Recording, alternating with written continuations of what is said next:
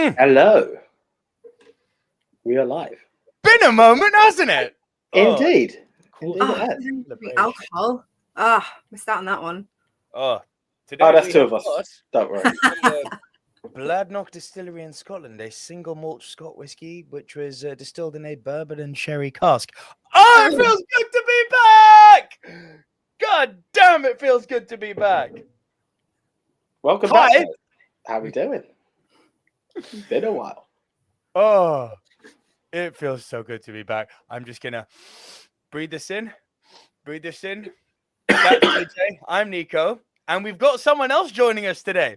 You will know her from our second most viewed video ever on the new channel, Miss Lauren Clare, who is a huge part of naming every single dragon in. I nearly said How to Train Your Dragon. It's not How to Train Your Dragon. It was House of the Dragon. That's the one I'm looking for. I haven't even tried that.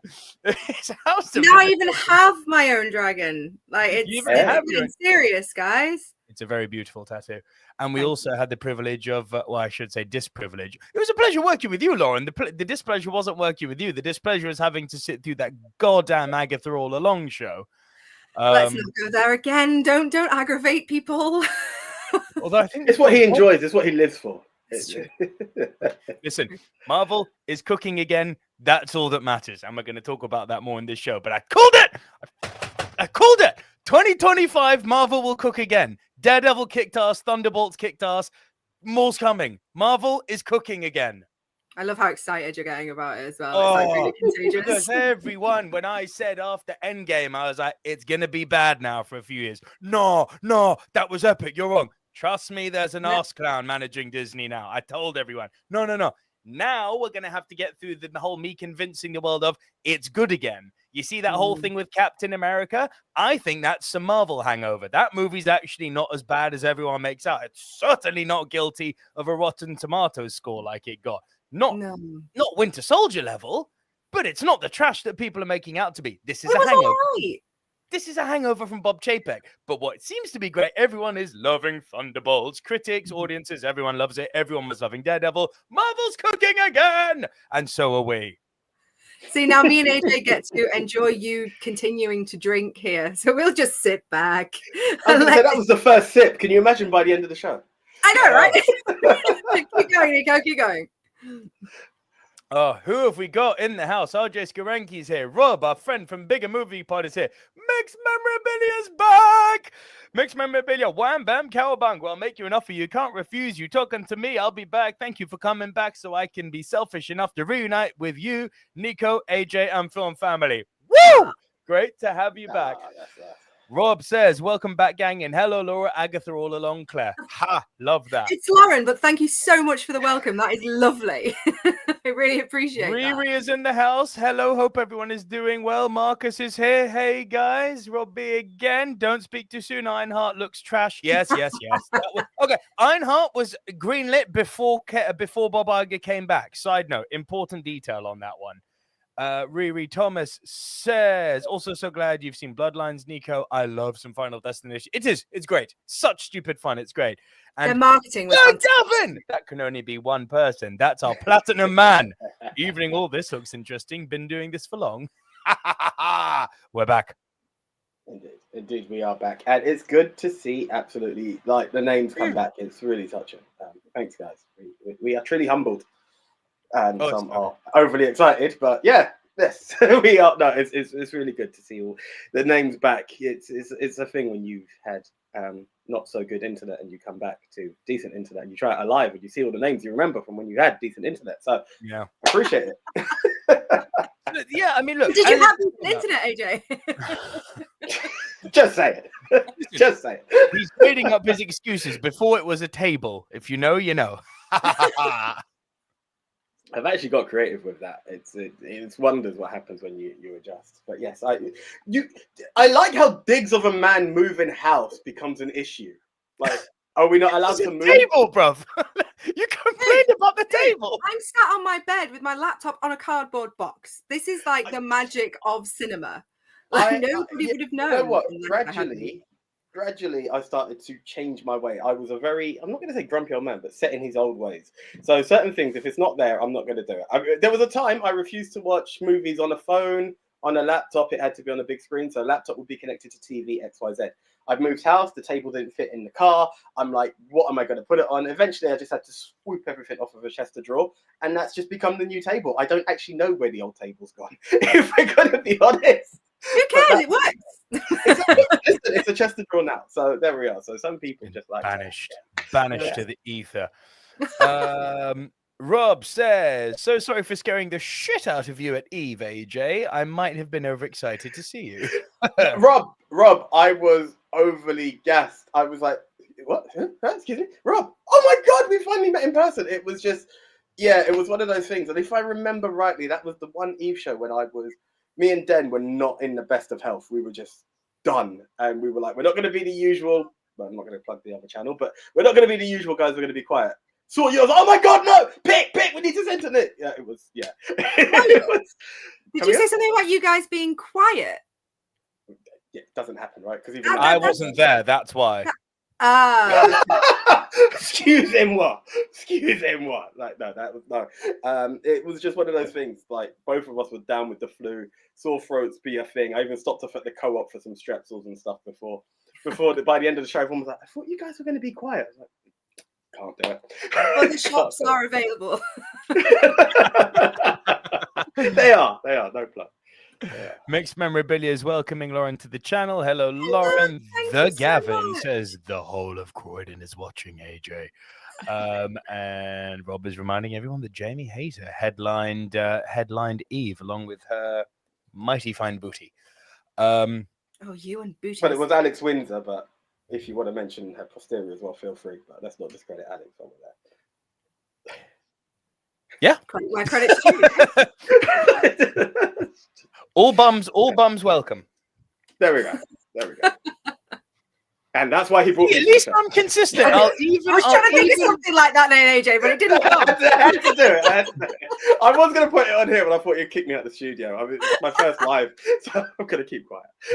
Just before we continue, so Lauren has obviously been on the channel before to talk with us about House of the Dragon and about Agatha all along. Lauren has recently just wrapped making her own movie. Lauren. Oh, nice. Plug, shill. Oh, thank you. It's a documentary at this stage.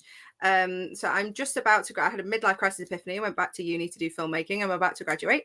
So my grad film, I used the opportunity to make a short documentary about my great uncle who passed away in World War II. He was killed during the sinking of HMS Glorious. A very controversial incident that never gained the real truth of what went wrong and why it was allowed to happen. So it's a very, very complicated story, so I won't go into it now, but the grad edit is kind of just being worked on so we can get the story out there to show what we're working on, but once uni's finished, we're going to keep working on it. We've got some more opportunities and leads and contributors to speak to, and we want to get the documentary out there, and then the pipe dream is a feature or a TV limited series because it's such an epic story to tell. Awesome. Well, Lauren, maybe I could bring my people and your people together, and maybe that could then be a thing. Let's talk. I know people now, don't I? So it can be a thing. Excellent. Michael Head, if you're watching, holla. He's watching. He might be watching. You never know. He might be watching. Hi, bye. And Rob says, if I could be serious for a minute, it is so good to see you all back doing what you do best. Not gonna lie, makes me miss this process. Oh, dude. And Rob also says, Lauren, take my money. Rob, love you. Thank you. Gavin says, Lauren, do can.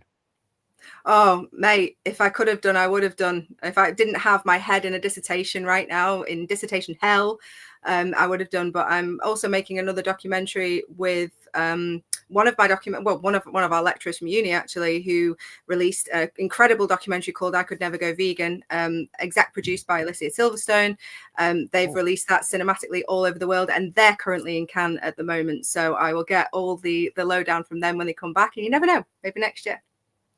I tried getting press accreditation for Cannes this week. My God, it's difficult. I bet. Oh, Jesus. This is where you need to use these new people. You need to speak to these people of yours. No, like getting into BFI was hard. Getting into Cannes is like, whoa, man. Like it's a process. It'll happen. It'll happen. It's elitist as hell. Bonjour, Ken, je vous adore. But it's hey, at least you can speak French. Yeah, right. That helps. Right. I think the channel needs to get to 100K before I even sniff in Cannes' general direction. Well, do you like contact them in French and stuff? I tried both and I got crickets. French crickets. Hey! French cricket. Le cricket. Gavin says for your documentary, guaranteed standing ovation. And Makes Memorabilia says, big fan of documentaries, so best of luck with that and keep us informed so we can buy and support. Oh, you guys, thank you so much. Oh, yes. The film family on this channel, Lauren, they're big believers in supporting physical media in the industry. It's very good. We have a healthy little community here. Speaking of healthy and movies and community, should we talk some movies? Let's talk movies. Let's do this. How do we start this again? Well, just make it up. Would tell people what it's all about. Unless you forgot what it's all about. The scotch's second sip's going to his head, AJ. That is gonna be my number one is what is my number Whoa, one? not number one. Wait, I know it doesn't work like that. It's gonna change. It's gonna change. Right, cool. For those of you joining us for the first time, not those of you live, you've been here before, but for those of you who may be watching on replay and who are joining us live, welcome. Two best friends from school, joined by our new very close friend who we've known for the last few years. Can you believe it's been a few years now? It's mad. Don't. It's actually crazy. Just before we carry on, Marcus, Braveheart turns 30 next week. Marcus, AJ and I do a show once a month called the Classic Movie Review Podcast, and we will be covering Braveheart. So please do make sure you watch that on the channel because it's one of my all-time favorite movies and we're covering it. So good shout, though. 30 next week. As do many films. It's terrifying. Anyway, here's how the show works. That one. Here's how the show works. AJ and I get assigned a topic. We go our separate ways and we come right back here and deliver to you finally in live format after 84 years. The Silver Screen Dudes are individual top 10s. However, we're joined by a guest this week, so it works a little bit differently. And who knows, if Lauren wants to do it, she can come back as regularly as she wants. Here's how it works when there's three of us.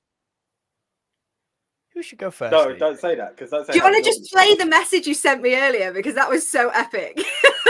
Yeah, that one I've got rehearsed. I'm just deciding. Should Lauren go first, considering she's guesting? Well, Lauren should go first, yes. Lauren should go first. This week, Lauren will go first, starting with her bottom four. AJ will then deliver his bottom four. I will then deliver my bottom four. We will then move on to our next three, going Lauren, AJ, and me. And then we will move all on to our top three, where we will trade one apiece. However, if at any time where we are rounding off our individual top 10 list, one person has a movie in a higher position, that person will say, I wasn't prepared. Punt. Yay, there it is. And we will punt and talk about that movie when we get to the high position. Once we have both rounded off all of our individual top 10s, we will create the movie, in the voice of the dearly departed Matthew Perry playing Chandler Bing, Mount Rushmore. These are the four quintessential diverse must-see movies of the genre, which this week is... Most anticipated movies of summer 2025. Live edition. Live edition! And summer's going to be epic.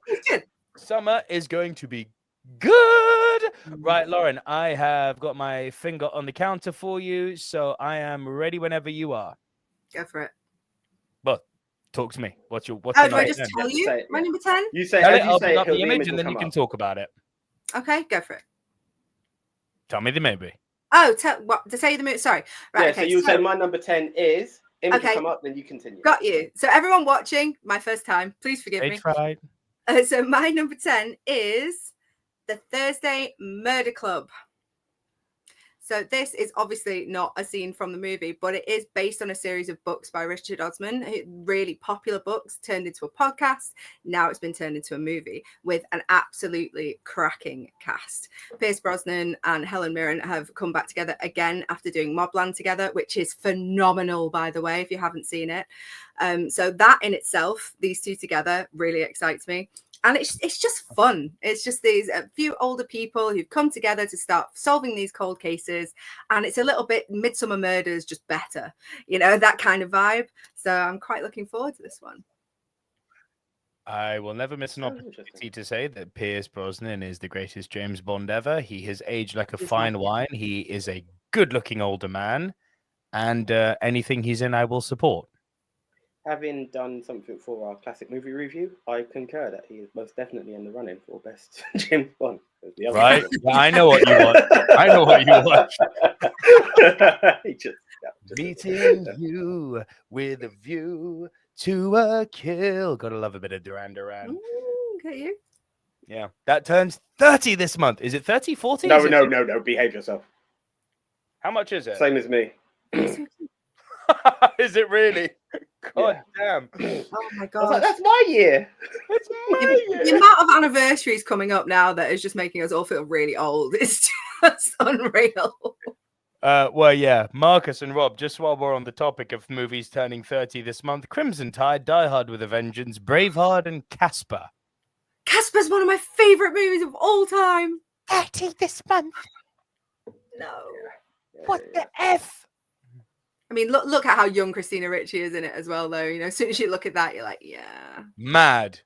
Absolutely mad. I fancied her as a kid, and then I fancied her as an adult when she was in Sleepy Hollow. I was like, this is fine. She's grown. Like, it's okay. She's grown, yeah. We've grown together. Grown it's fine. I'm not wrong. I'm never wrong when I like that. Lauren, what is your number 9, please? My number 9 is This Is Spinal Tap 2. Ooh. There is really no indication of what it's going to be about other than they come back together for like a final like farewell gig or like a big get together gig. But just from what I know of the original Spinal Tap, I'm a big fan of mockumentaries. I just can't wait. I think it's going to be so much fun. Okay, moment of truth for me. I've never watched This Is Spinal Tap. You need to. I know. I've been seen told. clips. I've seen clips. I've not seen the film, but I've seen the clips that make it look really funny. I mean, you're going to have to watch it before this comes out anyway, right? Oh, yeah, for sure. So get it on your list. It's just so fun. It's so stupid and so fun. And it's just mockumentaries, man, or mock films. I have a really weird sense of humor. Except David Brent Life on the Road. AJ and I had the displeasure of seeing that in the cinema. Really rough. Really rough. See, I don't like The Office. So, like, I would get on that. We'll save that for another day. Is that UK and US or just UK? I prefer US. Yes, US is better. We agree. I just it's because it's cringe comedy. I have a meter with cringe comedy. I when it gets to a point, I'm like, I can't do it because it winds me up. Like, so I can't. That's the point. I know, but I can't do it. I just can't do it. I just cannot do it, Captain. Yeah, I don't have the power. Hey, there you go. You are always welcome here if you get that reference. I only know it from Ace Ventura, though. Yeah. So where do you think we know it from? My dad's a major Trekkie, and it was Ace Ventura looking into the camera. Yeah, yes! like, there is no other. That was so similar then from the angle as well, then AJ. I may or may have rehearsed that. New webcam. I could be Jim Carrey. Multiple times. Marcus says Toy Story turns 30 in November. Rob says love Casper and the Ghostbusters. Oh, the Ghostbusters cameo kicks us. Who are you going to call? Someone else. Oh, good. Oh my God. RJ Skarenki. Hey there, Lauren. You're a real cutie. There's really good filters on these cameras. Thanks, RJ. RJ, I'm just going to let you know her other half is a professional wrestler. Be careful. Mike, that's the thing with manager. It's okay. Also, hilarious mockumentary. Mixed Memorabilia says Helen Mirren is the red fine wine that's matured beautifully whilst increasing the presence of body and vigor and beauty. Mike, goodness me, Mixed Memorabilia. Did you just vomit a chorus? I totally agree, though. I love her. The only thing I've ever seen her do that she just cannot do is literally from Mobland. Her Irish accent is abysmal. And like she was in 1923 before Mobland with an Irish accent. And then with the same production studio, went into Mobland with the same accent. I don't know why. I don't know why they did this. Can we also be fair? AJ and Nico are cuties too. Fair. I will take off my shirt if you buy me a coffee, Rob. Wow. Only a coffee as well. £2. Buymeacoffee.com/the silver screen dudes. I'm a very cheap slut. Coffee slugs. You've decreased in value, bro. Wow. I think we need to change it to buy me a whiskey at this point. You couldn't even remember the intro. Slow down. Yeah, I don't think you need any more whiskey. I think you've got enough there. It's really good, this one. I've actually subscribed to this whiskey box. They send me like a sort of artisanal whiskey once a month. It's really good. Really, really good. Lauren, I will turn you into a whiskey file at one point, AJ. We got the cinephile done. Huh? What? Do you want to see him get triggered? Don't do it. Did you put ice in it? Fuck yourself. No chaser? I'm not a farmer. My brother would love you. Neat. No rocks. No chasers. Enjoy the taste. Whiskey is a great drink. You don't need to put shit in it. What are you doing? Not for Just me. chilling. Ah, no. Ah, no. Anyway, shall we carry on? Yeah. Okay, what else have we got? Rob says Matt from Bigger Movie Pod called her. Whoa. Rob, Helen Mirren, and I was going to say, I hope that's not me. Wow. Dan the Tech in the house. Hey, my people. Yes, Dan. Great to see you, bro. And the Gavin says, I'll go. You know what? Oh, dearie me. Lauren, you're number 8, please. Oh, it's so good to be back, AJ. I've missed this. God. I'm so privileged that you've let me come and do this. This is awesome. So I think there's going to be some punts here. So my number 8 is 28 Years Later. Is that a punt from you, AJ? I just missed the list for me, actually, if I'm honest. It's a punt from me. I knew it would be. And with that, I had to use that picture because apparently people were questioning whether that was Cillian Murphy's character coming back. It's like, so you're calling him a gaunt zombie? I thought it was Cillian Murphy as well, honestly. But do you know what's funny, right? We'll talk about 28 Years Later on, but Danny Boyle's wife, he said this in an interview with Empire. He said his wife said to him, people are going to think that's Cillian if you put him in. And he was like, no, they won't. And the internet erupted. Cillian Murphy's a zombie? So it's not Cillian Murphy. It's fair. It's fair. It looks like him. Yeah. You're quite right. It is funny. And last for your... Yeah. I was going to say, special mention on that. I am not a horror fan. So the fact that it made my list at all is a big compliment. Yeah, because the original was fantastic. So. Oh, it's so good. All-timer. Interesting thing. I'm surprised that didn't make your list, AJ, but we'll talk about that later. I mean, yeah. Your last one, Lauren, number 7. My last one, number 7, is a lovely little film called Honey Don't. I saw this. It looks. Is this the follow-up to Joel Cohen's Honey lesbian trilogy that he's doing? Quite possibly. I only actually came across this very recently, so I only have top line information out, but from that top line in the trailers, I'm really looking forward to it, aside from the fact that Chris Evans is in it. But the Aubrey Plaza's in it as well, who we love. I love Aubrey. And it's a very visually pleasing film as well. It's very dark. It's dark comedy. So the actual synopsis is dark comedy about Honey O'Donoghue, a small-town private investigator who delves into a series of strange deaths tied to a mysterious church. Chris Evans plays this like church cult leader. So it's quite comical the way he does it, you know, like how he does it with his kind of comedic acting. And in the trailers and stuff, there's some really funny clips. So there's a combination of things that are making me look forward to that. So that one made my list. Yeah, it's not one I've heard of. That you've put that on my radar, so I appreciate you. Yeah, so I saw it. It looked interesting, but I couldn't remember the synopsis. So yeah, that will be one too. Anyone else heard of this movie? Sound off in the comments. Who else has heard of this movie and who's interested in it? I want to know. AJ, over to you then, bro. Okay, cool. So this one, just because it's weird and wacky, and it's kind of like our elements of where we had the whole Winnie the Pooh element and people got excited over it. Are you ready for this one? Bambi. No! What the hell is wrong with It's meant to be coming out this summer. I didn't know that was out this summer. That would have made my list otherwise. Lauren, have you not seen the trailer for this? I will not. Like the whole it's messed up. was atrocious. This is offensive. Oh, like great. no. It's great. And So then for anyone a whole interested, release slate of like the evil animals of the woods So, that go. I didn't know. Right. I didn't know this. Like, there's a company, British independent company, who are doing a twisted childhood universe, and this is their latest film. And for anyone interested, it's after a mother and son get in a car wreck, they soon become hunted by Bambi, a mutated, grief-stricken deer on a deadly rampage, seeking revenge for the death of his mother. Oh, I like that Bambi's like the one that's killing humans. Like, I'm on board with that. Yeah. Okay, my head's turned a little. I was like, you know what?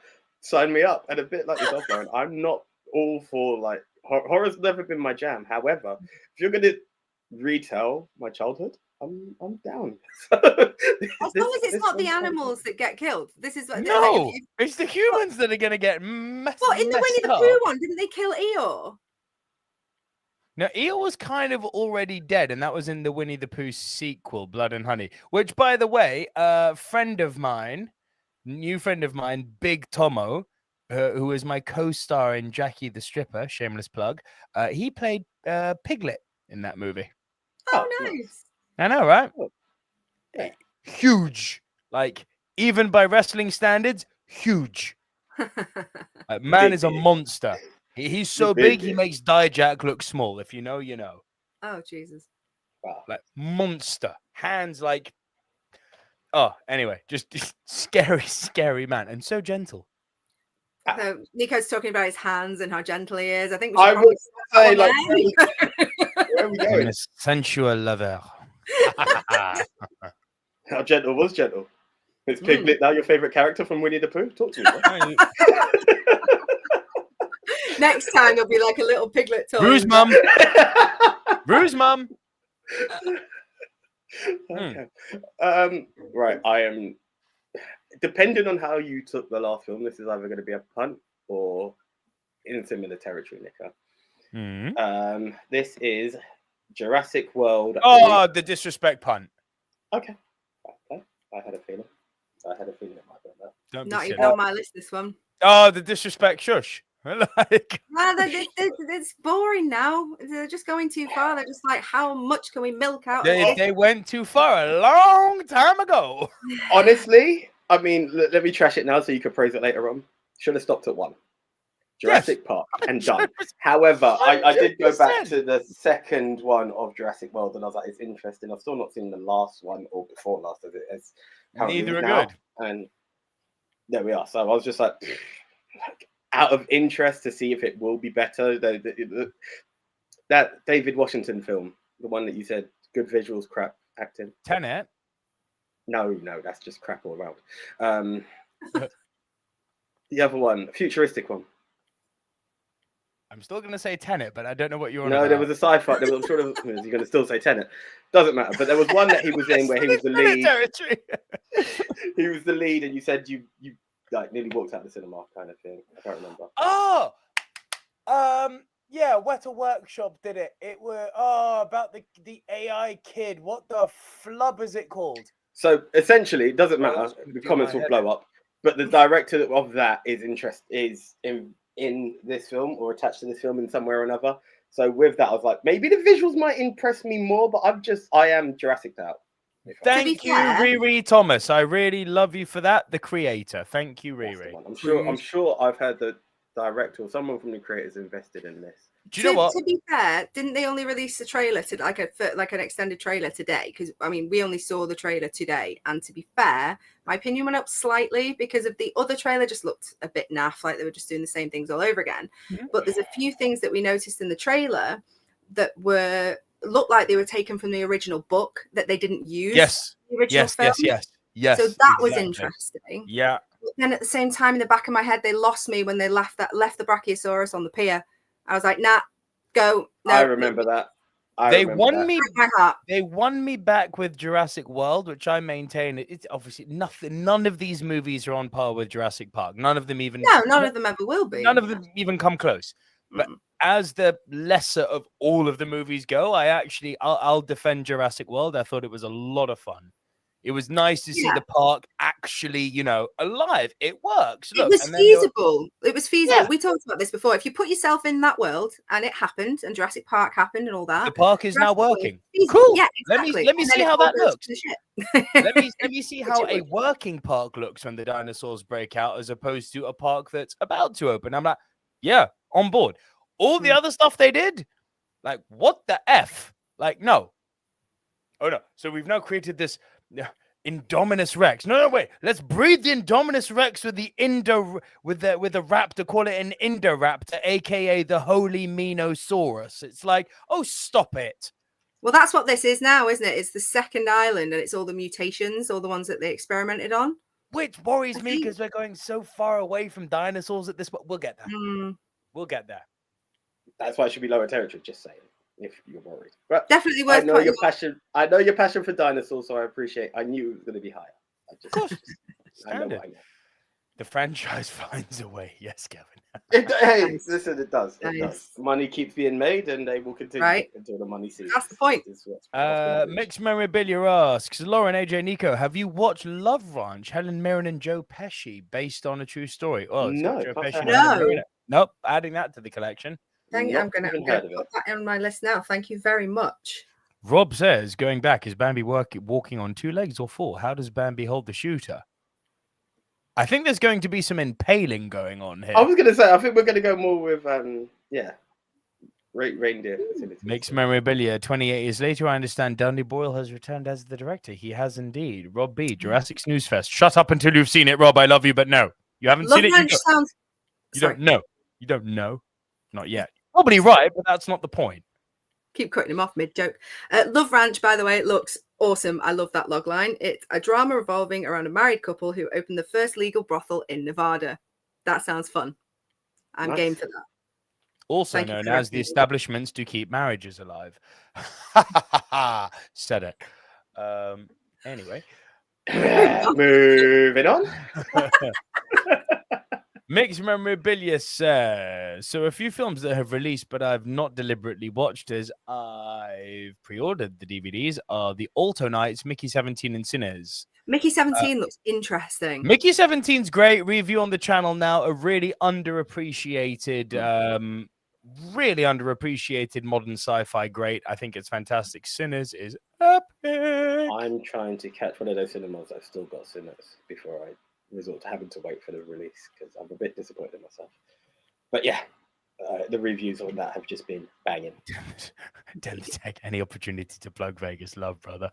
And Marcus, yeah, this is going to be the most exciting, mate. 100%, Marcus. Honestly, mate, it's been so long since I have been excited for a summer like I have for this one. And listen, it can all go horribly wrong. I'm just talking pure hype at this point. But notice we've only punted once, and we're 5-6 movies in. Twice. Twice. And we're 5-6 movies in. Like, and there's a lot more to come, obviously. Like, this looks like a good summer. I'm just saying. These lists were hard. It was really hard to put this list together, because it was. I've even made a short list of like special mentions, because I felt really bad cutting them out. 100%. 100%. I didn't compile the list, but there are a few. I think I just stopped writing, so I just left it kind of like, these are the 10. That'll do. They're all good. It's not, do you know what? It's not for being bad, but I just know that sometimes it could be like, then you feel like bad, and then you want to do another video to be like, oh, I also forgot. So just the 10 that made it. Stop somewhere. Yeah. AJ, your number 8, please, sir. My number 8. By the way, July's never a boring month. I just need to get that out. It's your birthday in July. Yeah. But right, okay. In comes the fromage perfectly, just in time for the while plugging the back. Le connoisseur. The connoisseur of Le Fromage. I just had to do it for the old childhood me, because I enjoyed the first film as a kid, the remake of the first film as a kid. So yeah, Freaky Friday made the list for me, but it is low. It's just got on there. Fair enough. Yeah, nice. Bro, I had to. I actually had a lot of love with it, and I actually, do you know what? Do you know what really just puts a smile on my face?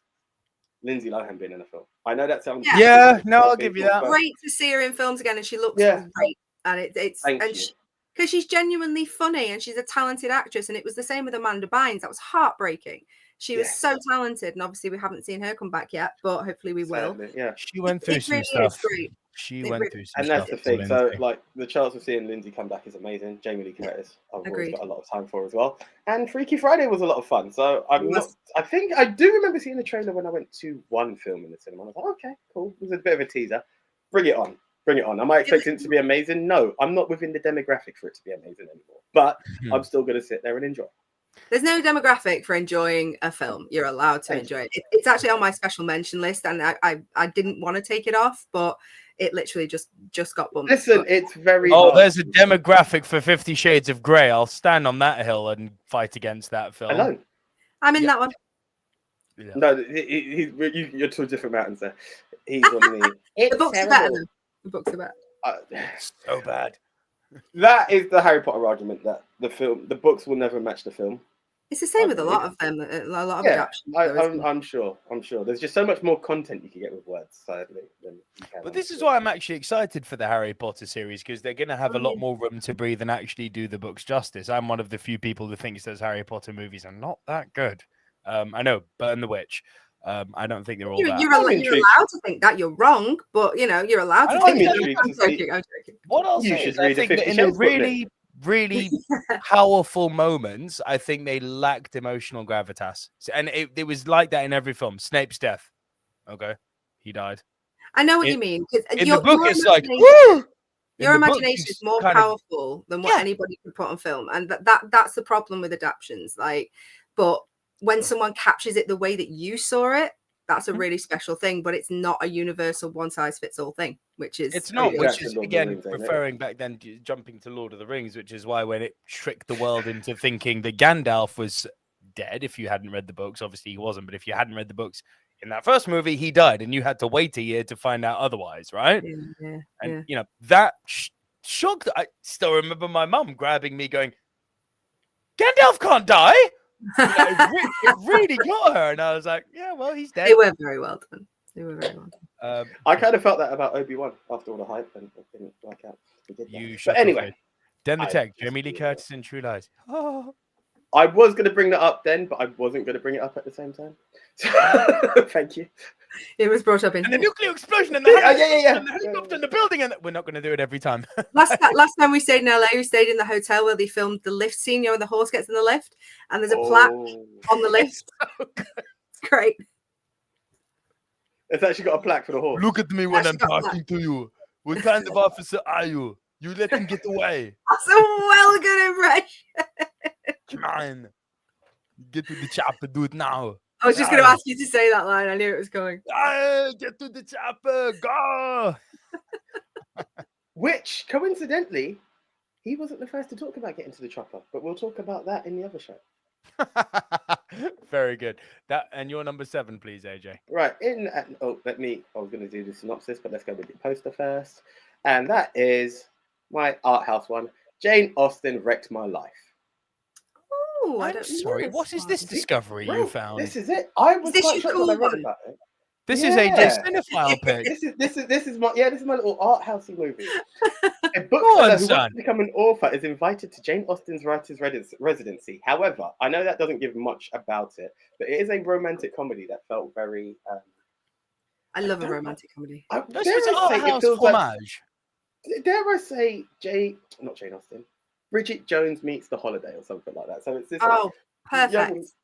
So this young lady who's living in France has a bookshop, as the synopsis said, and literally enters this competition of some sort from what I saw in the trailer, gets invited to the residency, gets picked up by Jane Austen's great and more nephew, and you can see the spark kicking off. But Nick, you'll appreciate this one because we've had the stories where it's happened before, where she's on the phone speaking French, trashing the guy, and the guy goes, "Tu sais, je parle français," and she's like, I love that. Whenever it happens, in whatever capacity, I love that. So it's all of that, and do you know what? It just seemed awesome. So it's just like how Jane Austen books have kind of molded her life and how she mirrors them. You can mirror it and what have you, and expectation versus reality. I just thought it sounded really cool. It sounds really cute. I love a rom-com. So what I love is when you're trashing someone in a foreign language, they call you on it and you go, yeah, and what? It's gold. Absolutely. I've had that happen to me once. I was trash talking. I'll spare you the long story, but I was trash talking someone in a dive shop who'd done me dirty, and the receptionist went, "Oh, you know I speak French," and I was like, "Yeah, and I'm not going to change what I said." But you think I give a Would shit? you like me to continue? I could do it in English or French. You know what I mean? It's like, let's do this. I could even do it in Thai. And Japanese. Rob says, AJ, are you trying to sophisticate my movie watching experience? It's working. Every now and again, Rob. Every now and again. That was it. That was the trump card. Now it's all trash. It's all. We don't use the T word on this channel. Does it contain Muppets? Anything that contains Muppets always has my vote. Yes. But I don't think it does. Sadly. No, sadly, no. This one doesn't. But, Oh, Rob, I love everything about this. The stupid platform scene at the end of the Harry Potter movies. What was the point? And Harry needs to speak to Freud because Ginny looks like his mum. Yes, thank you. Well, I think that's, even if it's not spoken about, is quite a good throw there, isn't it? Considering, we know he has parental issues, so it does make sense. I watched my mummy die, so I'm now seeking companionship in a woman who looks just like her. I can relate. Still, Marty McFly outdoes him, and that's my favourite movie. So... What? I still think your favourite movie is Kill Bill. I think you're wrong about your favourite movie, but that's what did you say your favourite movie was? Back to the Future. Part 2, granted, but is this a Rachel memory. Friends If you ever ask thing me. when they What's do that, the sorry? quiz, and is this a Rachel from Friends thing when they do the quiz, and it's like, what is Rachel's favourite movie? And it's like, what is her real favourite movie? Yeah. I still believe it's Kill Bill. Everybody, there was this phase. I do have a Kill Bill passion. I would never. It's your deny number it. 2 if it's not your number 1, boy. It was, but that's the thing. But everyone, when I said Back to the Future, was like, not Kill Bill. And I was like, guys, I do like the film, but yeah. You must have just talked about it really passionately to everybody. So much. When it came out, So much. It was everything that it was my everything. It was my all. And I don't No, bro, regret that. you don't understand. Or Nishii, by the way. Where's that sword? Shh, don't do it. I knew he was going to do it. Lauren, have you seen this? Oh my. This is Lucy Liu's original sword from the set of Kill Bill. Stop it. That's it. And there is the Hattori Hanzo symbol. That's so cool. How have you ended up with that? Huh? How have you ended up with that? I know. Because it wasn't on his top 5 movies. I was going to say, is this the people thing again? He insists it's my favorite movie, and each time he'd just be like, "Hey, favorite movie." Favorite movie? Toodaloo, motherfucker. La, la, la, la, Just la. pretend you can't see it, AJ, next time. Just be like, what are you showing me? Why are you holding your hands in the air? What's going on? I might just do a Green Stevie screen it Wonder out. to it. That was your number 7, right? That's the one. Yes. Okay, I feel guilty for my number 10. I'm putting that out there right now. But wait, just before we go on, There is no comments. Oh, well done. Which one of you is a transponder? You're a Well done. transponder. He's a transponder. That's not even a word. Very good. Best episode of Friends ever. I love it. Oh my God, we're going to have to do one of these just about Friends episodes. You realize this? I love it. Or the one where he puts the turkey on his head and Joey goes, I could literally do this all day. Mixed Memorabilia says there's a Michael Jackson biopic coming out later this year, which has now been that- divided into 2 parts, by the way. Okay. Can't wait That was for on the films of 25 when we done that episode. So yes, I am looking forward to that one. Riri Thomas says interview with the vampire and Tropic Thunder are my fave movies. Those are good choices. Very While good we choices. are talking about fave movies. Mixed Memorabilia says Nico, as a collector, that Kill Bill movie sword is 100% fire. And Gavin Mann says, I watched a Hong Kong film from the 70s called The Black Tavern, a clear blueprint for the Hateful Eight, and also a lot of influence on Kill Bill, about 80 minutes, and also on YouTube. I'll check that out. It's Nice. It's always good when there's a YouTube movie out there. Yeah, right. So many now, actually. The Black Tavern. I'll check that out. Right, my number 10. I'm partly ashamed to put this on because it is a Netflix movie, and that usually spells doom. And everyone's like, no, they're great. Really, really. Look what they did with Tom Hardy. His movie, Havoc, starring Tom Hardy, directed by the guys who did the Raid movies. You would think, oh, that's going to kick ass. Sucked. Havoc was awful. And Your number 10? the worst movie of the year is a Netflix movie. Anyway, Netflix movies are not good. I keep on telling people, support cinema, not the freaking streaming services, because they're not good. Number 10. Yes. Happy Gilmore 2. See, I forgot about this. When is that? I know, and I really hope it's good, but it's a Netflix movie, and it's an Adam Sandler Netflix movie, and that scares me, but I love Happy Gilmore. Oh, anything Adam Sandler I love. Well, no, not any. No, with exceptions. Adam Sandler on Netflix, other than Uncut Gems, which, to be fair, kicked ass. You ruined my bar mitzvah. Wasn't too bad. It wasn't great. When did that one out? Which one? The Happy Gilmore 2, because it didn't come out on any of my research for the summer. Oh no, it's coming out. Sure, it's out in July. Is it? Yeah. Oh, that probably would have made my list. And it's like, do I want to see how Happy looks now that his grandma's probably dead and he's having to deal with that because of how much he loved her? And Shooter McGavin's going to come back, apparently. And yeah, there's so much they could do with the story of Happy Gilmore, of how he looks literally 30 years on, is now a golf star, a retired golf star who comes back. I don't know. I think it'd be good. Julie Bowen's coming back as well, isn't she? I saw the trailer and I was like, you know what? Carl Weathers is gone too. It's so sad. But yeah, I like Adam Sandler. I don't like Adam Sandler on Netflix, but I do like Adam Sandler, and I really love Happy Gilmore. Just give me heart and give me nostalgia. Those are very two easy tickets to sell because, you know, it's cheap thrills, but they make money, and it's an easy way to get an audience on board. I hope. Please just don't be shit. That's all I ask. Just don't be shit. I think it'll be good. Yeah, be bad. You can be bad and give me nostalgia, and I'll still accept you. Just don't be shit. Please. My thing, and this is coming from someone who's put Freakier Friday on their list, is sometimes there is a gap that's too long in sequels. Coming to America, absolute bullshit. I refused to watch Axel F because I didn't think that was going to be good either. And this one kind of scares me. I think it's going to be in similar territory. I think if it was good enough, it would have hit the cinema. Correct. And that's what scares me about it. Correct. But some productions are choosing the streamers over. But some productions are choosing the streamers over cinematic releases as well now. Because they say that to admit, because they don't want to admit they were rejected. That's literally an admittance of there's other complications coming in with cinematic releases now as well. So I'm choosing to stay positive on this. I'm open to being wrong. I love being wrong in certain situations. Yeah, but this one for every exception to the streaming service movie where there's like, oh, but that one's good. It's like, yes, but I could name you for every one. I could name you 20 that are really bad. Like, but then again, I've seen really good productions that haven't been released at the cinema and really crap ones that have. But this is true. The platform should be I'm not saying anything either you've said about it is wrong, because it's not. I'm just hoping that it's that situation. That's the optimistic view we should be taking towards a film that's actually on his list. I totally agree with you. I'm just scared. There are certain films I'm just like, of course, listen, a huge because it's so precious. A huge core asset of my top 10 for this summer is hope.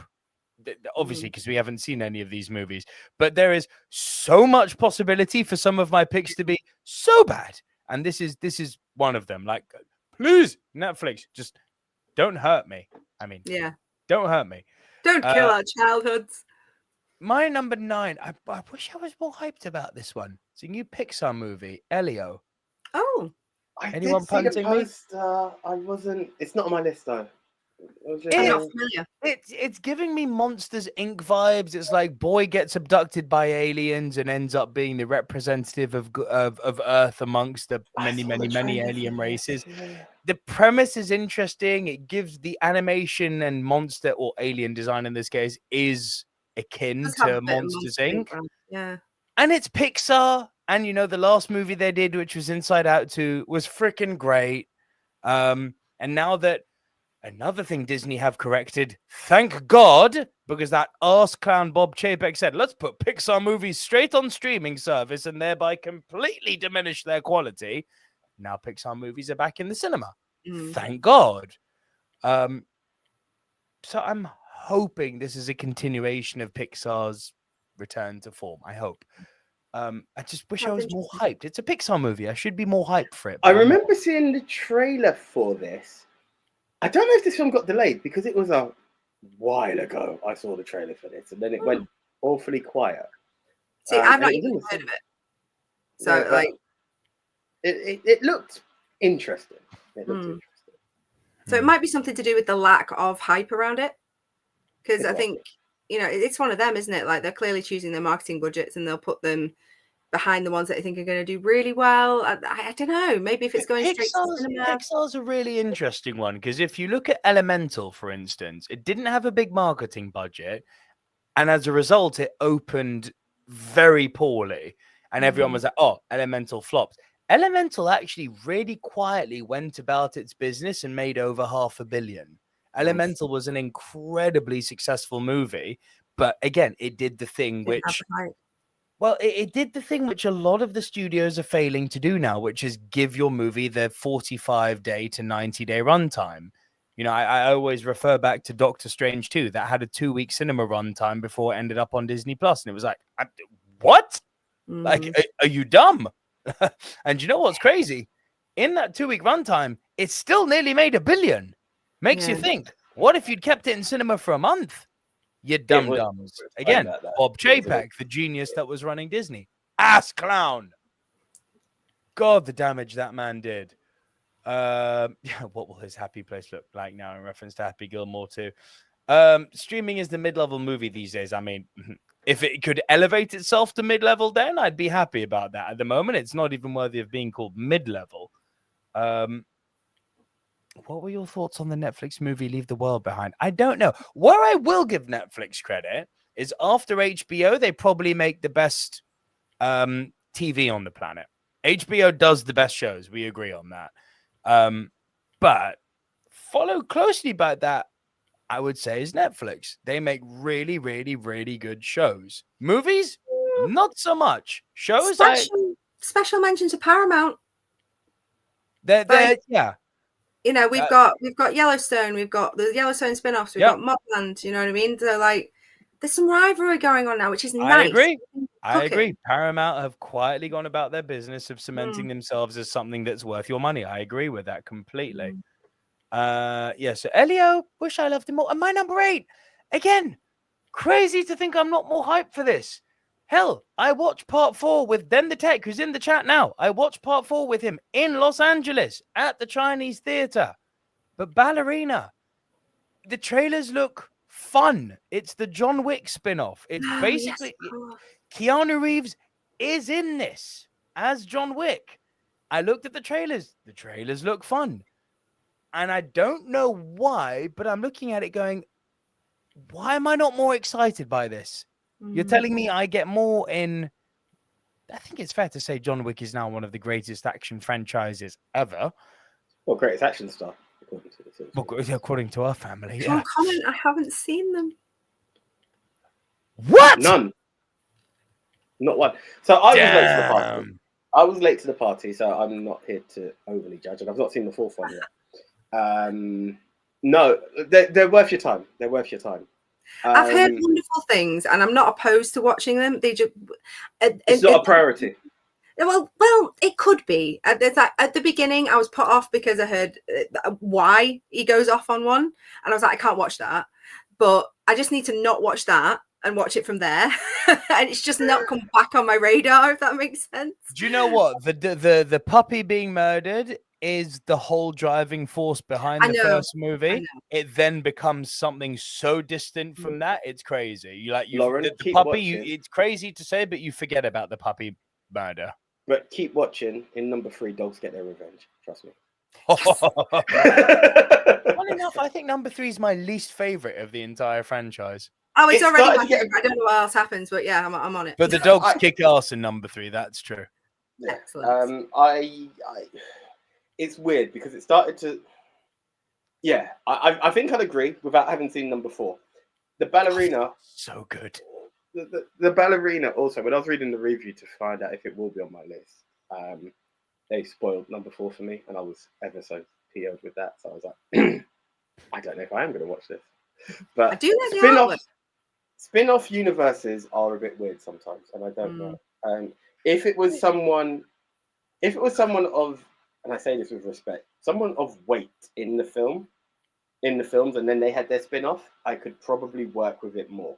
We're just going to be like, oh, so this is in the world of, you're trying to embrace me into this world because of that. Same as Keanu in it. I bet he's going to be all of 35 seconds. Yeah. That will be. I imagine he's going to be in it for a single fight scene. Yeah. I think so too. If even a fight scene, you know, and with that done, that's it. And now it's going to be like, oh, well, that was a letdown. And I feel like if you are going to go off into your own world, sometimes let's not lean on the hero of the previous world, because if we are going to expand the universe, it's more than John Wick. Being honest, I do think that sometimes, and hell, I'm guilty of this by putting Ballerina so low. I do think sometimes we become impossible to please, because look at the James Bond argument. We've said for ages that don't make James Bond black, don't make James Bond a woman. Bond is a white Scottish man. But if you want to do other stories within the Bond world, do some of the other 00 stories, do spin-offs, have at it. But Bond is a brunette Scotsman. He's not a freaking blonde computer-generated orangutan like Daniel Craig, and he's certainly not... but factual. And check the review of and he's certainly not female or black. Sorry, or Hispanic or Asian. At the end of the day, that's how the character was written, and there's no reason to manipulate that. Whereas if you look at Harry Potter, with everyone kicking off because the new Snape is black, there is no reason why Snape can't be black. They're not. They also never describe Snape's skin color in the books, which is the biggest. This is what I mean. Whereas James Bond is completely different. So I completely agree. But the with Bond, we've always, AJ and I have always advocated that keep Bond as he is. To quote Judi Dench's, sexist, misogynist dinosaur from a bygone age, but a white man with mega issues, but do spin-offs. And shit, now that it's owned by Amazon, have at it. And I'm just wondering, are we being impossible to please fans of Ballerina? Because it's like, they're not race swapping or gender swapping John Wick. It's still John Wick doing his thing, but they're expanding that universe. So here they are doing the thing which we've been preaching them to do. And yet here's me going, yeah, I'm not that excited about it. So I'm just having a kind of moment of honesty here. It's my John Wick for memory bank isn't the best. How much do you recall seeing the ballerina in the films? She's a new character.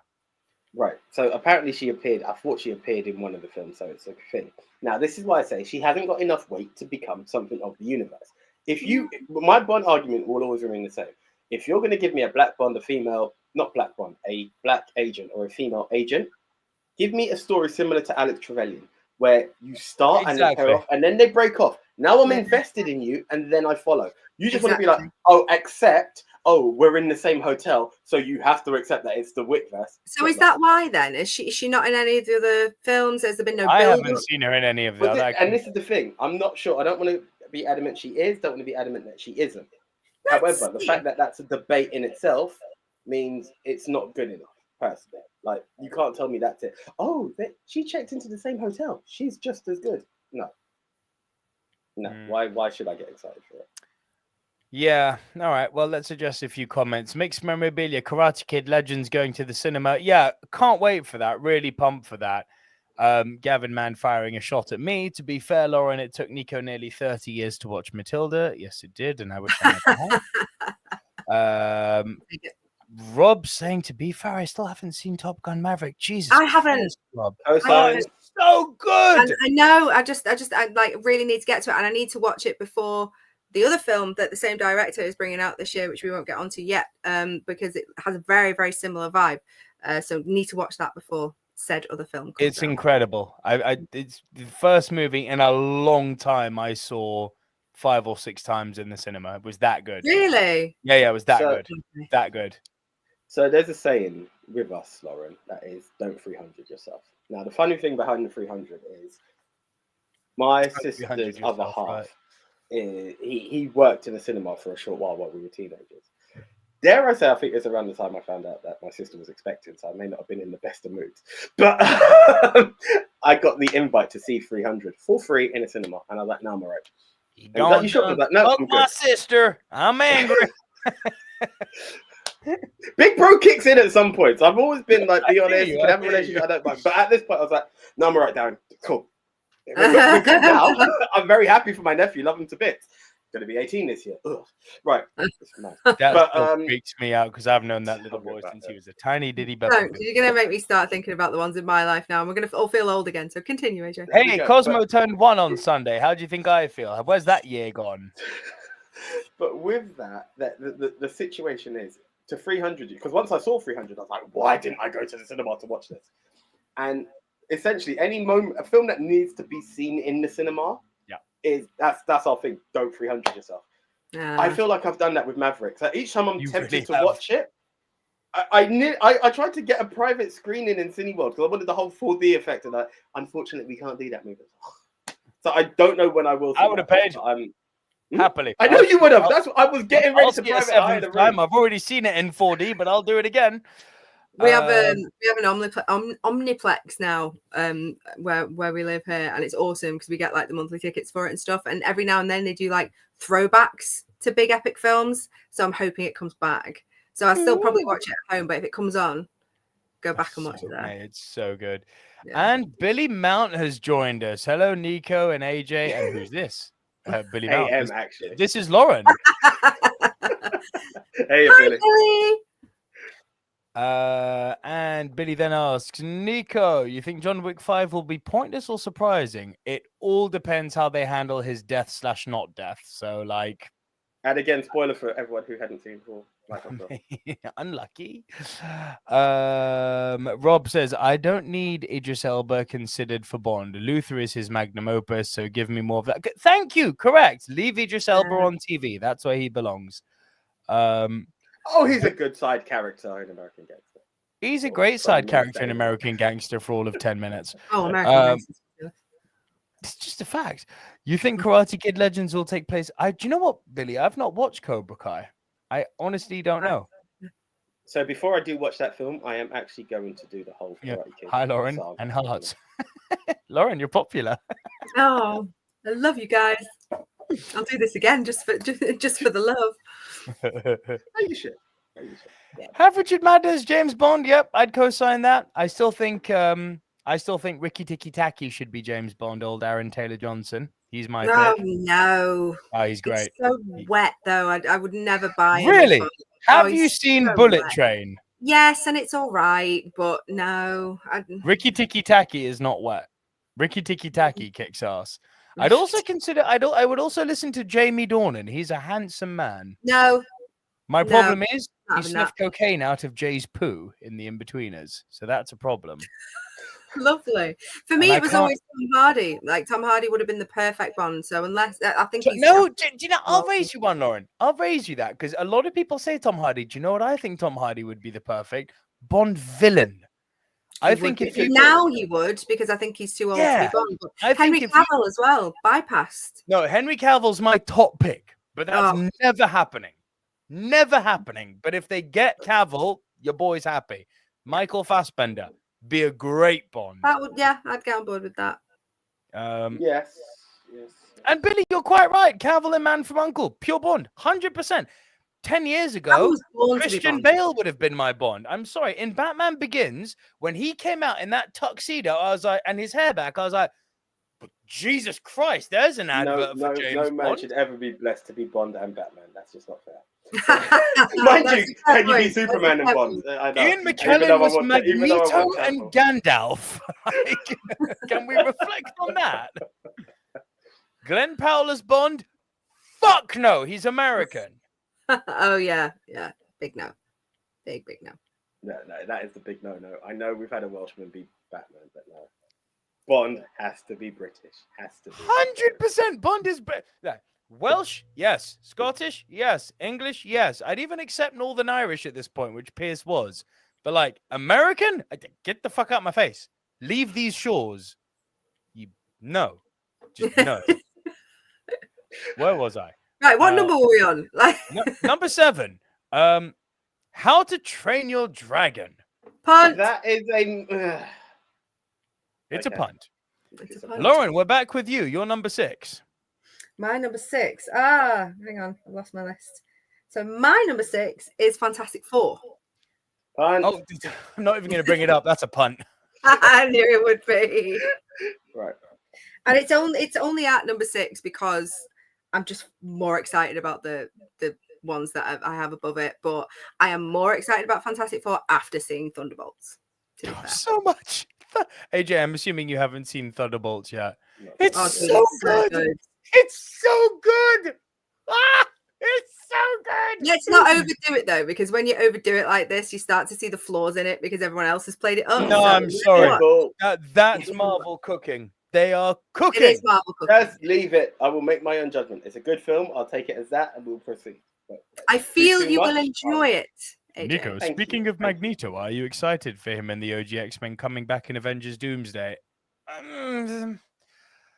I'm just excited for Avengers Doomsday, to be honest. I'm curious to see what they do with Avengers Doomsday. The thing I'm most excited about is what they're going to do with Downey Jr. as Doctor Doom, just how that plays out. I'm so excited for that. Oh, Dan, you tapping out. Peace and love, y'all. All right, man. Fine, I'll drink. Yes, I can happily drink, Gavin. Thank you. For what? What was the basis for the drink? Huh? It can't be. I don't know. He said drink, and I had a drink in my hand, so I drank. Okay. My next one's really interesting. Tell me, you're number 5, Lauren. So the next one is the Phoenician Scheme. Yes, this was so nearly on my list. So this I've been seeing is the posters. obviously Wes Anderson's latest, and I'm not big on Wes Anderson. I'm not like, oh yes, I love everything Wes Anderson does. It's so arty and fantastic. Cool. Thanks for coming, Lauren. Bye. Over to me and AJ. Wow. Side I'm up and down. Like for me, a lot of Wes Anderson stuff I will watch for the visual pleasure, for the cinematography, for the production design, but it hurts my head a lot of the time. But this looks really interesting, and it has a phenomenal cast. It's quite hard to explain. It literally, on IMDb, the description is the story of a family and a family business, which is very odd. But the cast is incredibly. So Wes Anderson. I know, right? Benicio del Toro, Mia Threppleton, Kate Winslet's daughter, her biggest role to date.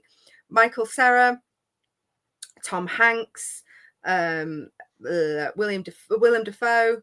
The cast is insane. Javier Bardem, Benicio del Toro, Tilda Swinton, Edward Norton. It's bonkers. The most hilarious thing about this is, though, that Danny heard about this, is my husband, heard about this before me, and he came home and he was like, I heard about this movie on the radio. You should have a look at it for your top 10. I was like, what's it called? He's like, oh, the physician's secret. I was like, right, okay. So we started looking for the physician's secret. This didn't exist. So then it also the physician's something, and then we had a look, and it was obviously, what we've just said. And then what was it he said about it? Oh, I can't remember now. It's gone out of my head. But it just, he thought Benicio del Toro was called Bianco del Toro. So we were looking for him, and I was like, does he have a son? I'm like, honestly, he's hilarious. But yeah, that switched me onto it. So inevitably I've got to thank him. But yeah, with a cast like that, I love Wes. Really interesting. Wes Anderson is a monomaniacal photographer come director. That's literally what he is. He's obsessed with symmetry. He's obsessed with saturated colors, rooted in pastel coloring. He's obsessed with perspective, and he's obsessed with human emotion, not connecting. He is a bit of a one-trick pony. I'll be the first to say that. Like, when you've seen one Wes Anderson movie, his styling is very copy-paste. That's okay. That's okay. But that's his style. It's like saying when you've seen a Tony Scott movie, you've seen a Tony Scott movie. It's like when you see Denzel Washington in something, he's going to be a cop, he's going to be a bit moody, you know what I mean? Yeah. It's like it's okay to feel safe with what to expect from a director or an actor or anything like that. And it's funny you bring in Denzel, because that was what I was going to say back at Riri. Bale as Magneto. No, Denzel as Magneto. Oh, interesting. Make him a survivor of the Rwandan genocide, because Magneto doesn't need to be black. He needs to be the survivor of a genocide. That's what gives him his view on humanity being evil. He sees the worst of humanity. He could be an Asian and be a survivor of the Cambodian Khmer Rouge genocide. He could be African and be a survivor of the Rwandan genocide. People are like, he needs to be Jewish. No, he doesn't. He needs to be a genocide survivor. Interesting. I like that. and Denzel as Magneto. Ha! Can you just imagine that helmet and him saying, "My man"? Oh, Come my on. man. They'll have to get some sort of blooper clip of that. What number am I going to? That was your 5, yes? Yes, that was my 5. One more. So my number 4 is the Naked Gun movie, and I can't tell you how excited I am about this film. I love Liam Neeson. I also love the fact that he has the same initials as Leslie Nielsen. I thought that was a nice title. But the trailer looks hilarious, and we've seen this side of Liam Neeson in a few things like Love Actually, the softer kind of more comedic side. I know he's not playing a soft character, but I think for that A Million Ways to Die in the West. Yeah. A Million Ways to Die in the West, if you've seen that, the Seth MacFarlane movie where he actually has a comedic cowboy role. It's great, and he's good at it. And it's like I loved this movie as a kid. So like all the movies, should I say? And yeah, I'm just really looking forward to it. I think it'd be a lot of fun. I have never seen any of the Naked Gun movies. Oh, dude. I know. Come on. We've got enough new stuff to watch over the summer. You have stuff to watch to prepare for the summer. Mind you, we all do. I know. Yeah. 33 and a Third is the one that always sticks into my head. I'm sure I've seen one. I don't think I've seen 2 for some odd reason. I know 33 and a Third was the first one I've seen. I'm just not sure. When you got treasured gems and they're bringing it back, it kind of scares me sometimes. There's another film. I won't mention it yet. I'm intrigued, but I don't know if I'm going to see it. Teen slasher type movie. I'll watch it for you, and I'll tell you if it's worth a watch. Thank you. No problem. This is a deep cut for people who are long-time watchers of the show. Wes Anderson is 2 penises straight up. The penis got me. That's an old school joke, that one, Lauren. The Gavin. I'll give you context in a moment. The Gavin says, I can take or leave Anderson. Grand Budapest is great. Yes, it is. Mr. Fox, Isle of Dogs are decent. Moonrise Kingdom and Rushmore are a bit meh. This Rushmore, on the other hand, I love you, Gavin. So Lauren, there's the penis got me. This goes back to my breakdown of have you seen the old Nicolas Cage and John Travolta movie Face Off? Face Off, yeah. Of course. There's a part in that movie where I call major plot hole. Okay. Because they swap faces, right? John Travolta puts his face on the opposite body. Mm-hmm. He then goes home to smash the wife that's not his. It's called face swap, not penis swap. Oh, it's so true. That movie is so flawed. It's so flawed. Yeah. It's so flawed. But I like and the that's analogy. The point where the movie lost me, and that's unless why... it was dark and they just happen to have similar, things going on. No 2 penises are the same, and this is where you know this from the penis got me. Yeah, I get that, but to be so adamant that no 2 are the same. He likes to compare. Bro, you and me used to play rugby in the dressing room. Yeah, listen. Whoa. I'm aware of you need to start with like shower scene. Like we used to play rugby, make it sound like it was a whole different thing. That was not the way it went down. Like 2 best friends. How best friends are you? Like no. Love you, bro. Love your family. No. We're so close. 25, but yeah, we're good. Want to see my dick? We do everything together. Hey AJ, I'm going to the toilet. Come with me. I was explaining this. I'm disappearing too. I was explaining this to my friend's girlfriend the other day. We went to a restaurant and they're both mates, but he was going to the toilet. I was like, oh wait, she goes, go with him. I was like, no, we don't do that. That is not a thing. We wait. We will sooner, we will run around the corner and you do not go with your boy. We wait. That is a thing. There's that and there's checkmate. Those are the 2 rules of men's toilets. That's it. Odd. Tell the guy in Blue's Kitchen that. Right, you got me back on the trigger. You got me back on the trigger. How dare you? Me? I didn't pee in the club. So this is a thing. Absolutely disgusting. I'd like to say the story. Tell the story. We take a bit of we call it. There's a comic book group which talks films, and there's the Ministry of Wrestling. They're both WhatsApp groups, and we try to just bring everyone together and let's just have a Christmas meal. That's how we like to see off the year. So the boys have all gathered together. It was more ministry than link up. Anyway, matters not. We're there, had a meal, go to see the live band, enjoying the music there. We stand by the bar, and people are putting their drinks. And I was like, I just see water there. And I was like, guys, move. Excuse me, I felt about it. Some wannabe plastic gangster knob jockey has got his junk out and he's pissing at the bar on the dance floor. Nice. Classy. Yeah. I was while fucking drinking. That part I was like, up here? All good. What's going on there? Nah, bro. Left the club immediately. Those things do me so triggered. I have never seen him so angry in public. I would be the same though, because that's just gross. It's absolutely vile. Like, condemn that man. If you have to be watching live, unsubscribe. Hate you. Like, I swear to God. Like, no. Agreed. No. Rob says, wait, do women not know how urinal maths works? We need at least one empty urinal next to us either side before we can use it. That's what the if checkmate. It's really busy? What if it's really busy? No, you go to the lab. You go to the other bit. You go inside the cubicle. What if it's all full? What if you're in a really busy place and you just have to do a 1 in, 1 out? Yeah, you wait. So then you pee yourself. No. You go with enough time. Motherfucker. No, but like if you're in somewhere really busy and it's literally just a case of you go with enough time for all circumstances. You do not go with your weird, man. Boys no, we're not. Weird. You are. No. You're a very strange. We're not here to play who's got the bigger lightsaber. You go at the right time. It's like I can just imagine both of you like watching the toilet door, seeing how many people there. Like everyone thinks you're dead weird because you're watching the toilet. It's me. On this occasion, bro, yes, you do win. Yeah. Right, AJ. Wait, a few comments quickly.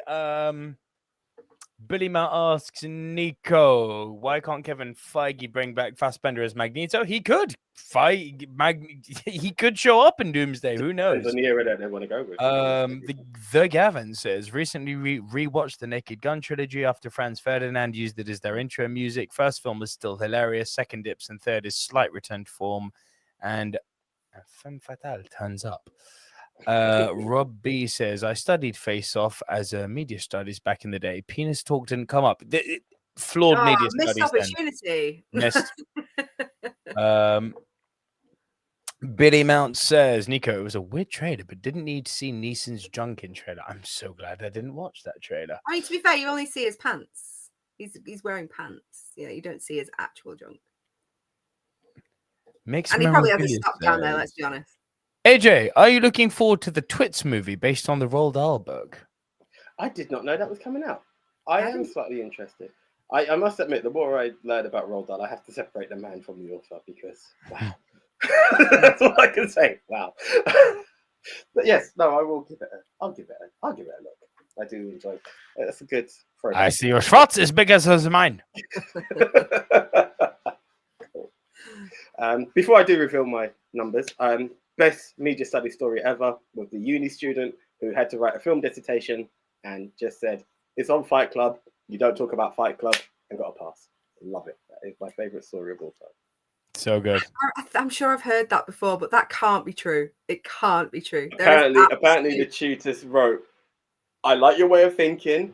It's very brave because not all tutors would pass you, but well done. That's apparently what was the... It must have been like a 40. Like, literally, like... I don't know. I feel like I want to investigate that because with everything I'm going through right now with dissertations, I refuse to believe that is true. Gonna pick Fight Club! Because there is no way. There is just no way. AJ, your number 6? Right, number 6 is a punt. It was How to Train Your Dragon, but that was punted previously. Still a punt. Yeah, that's it. Thank you. I'm thinking that's still a punt, yes? Mm-hmm.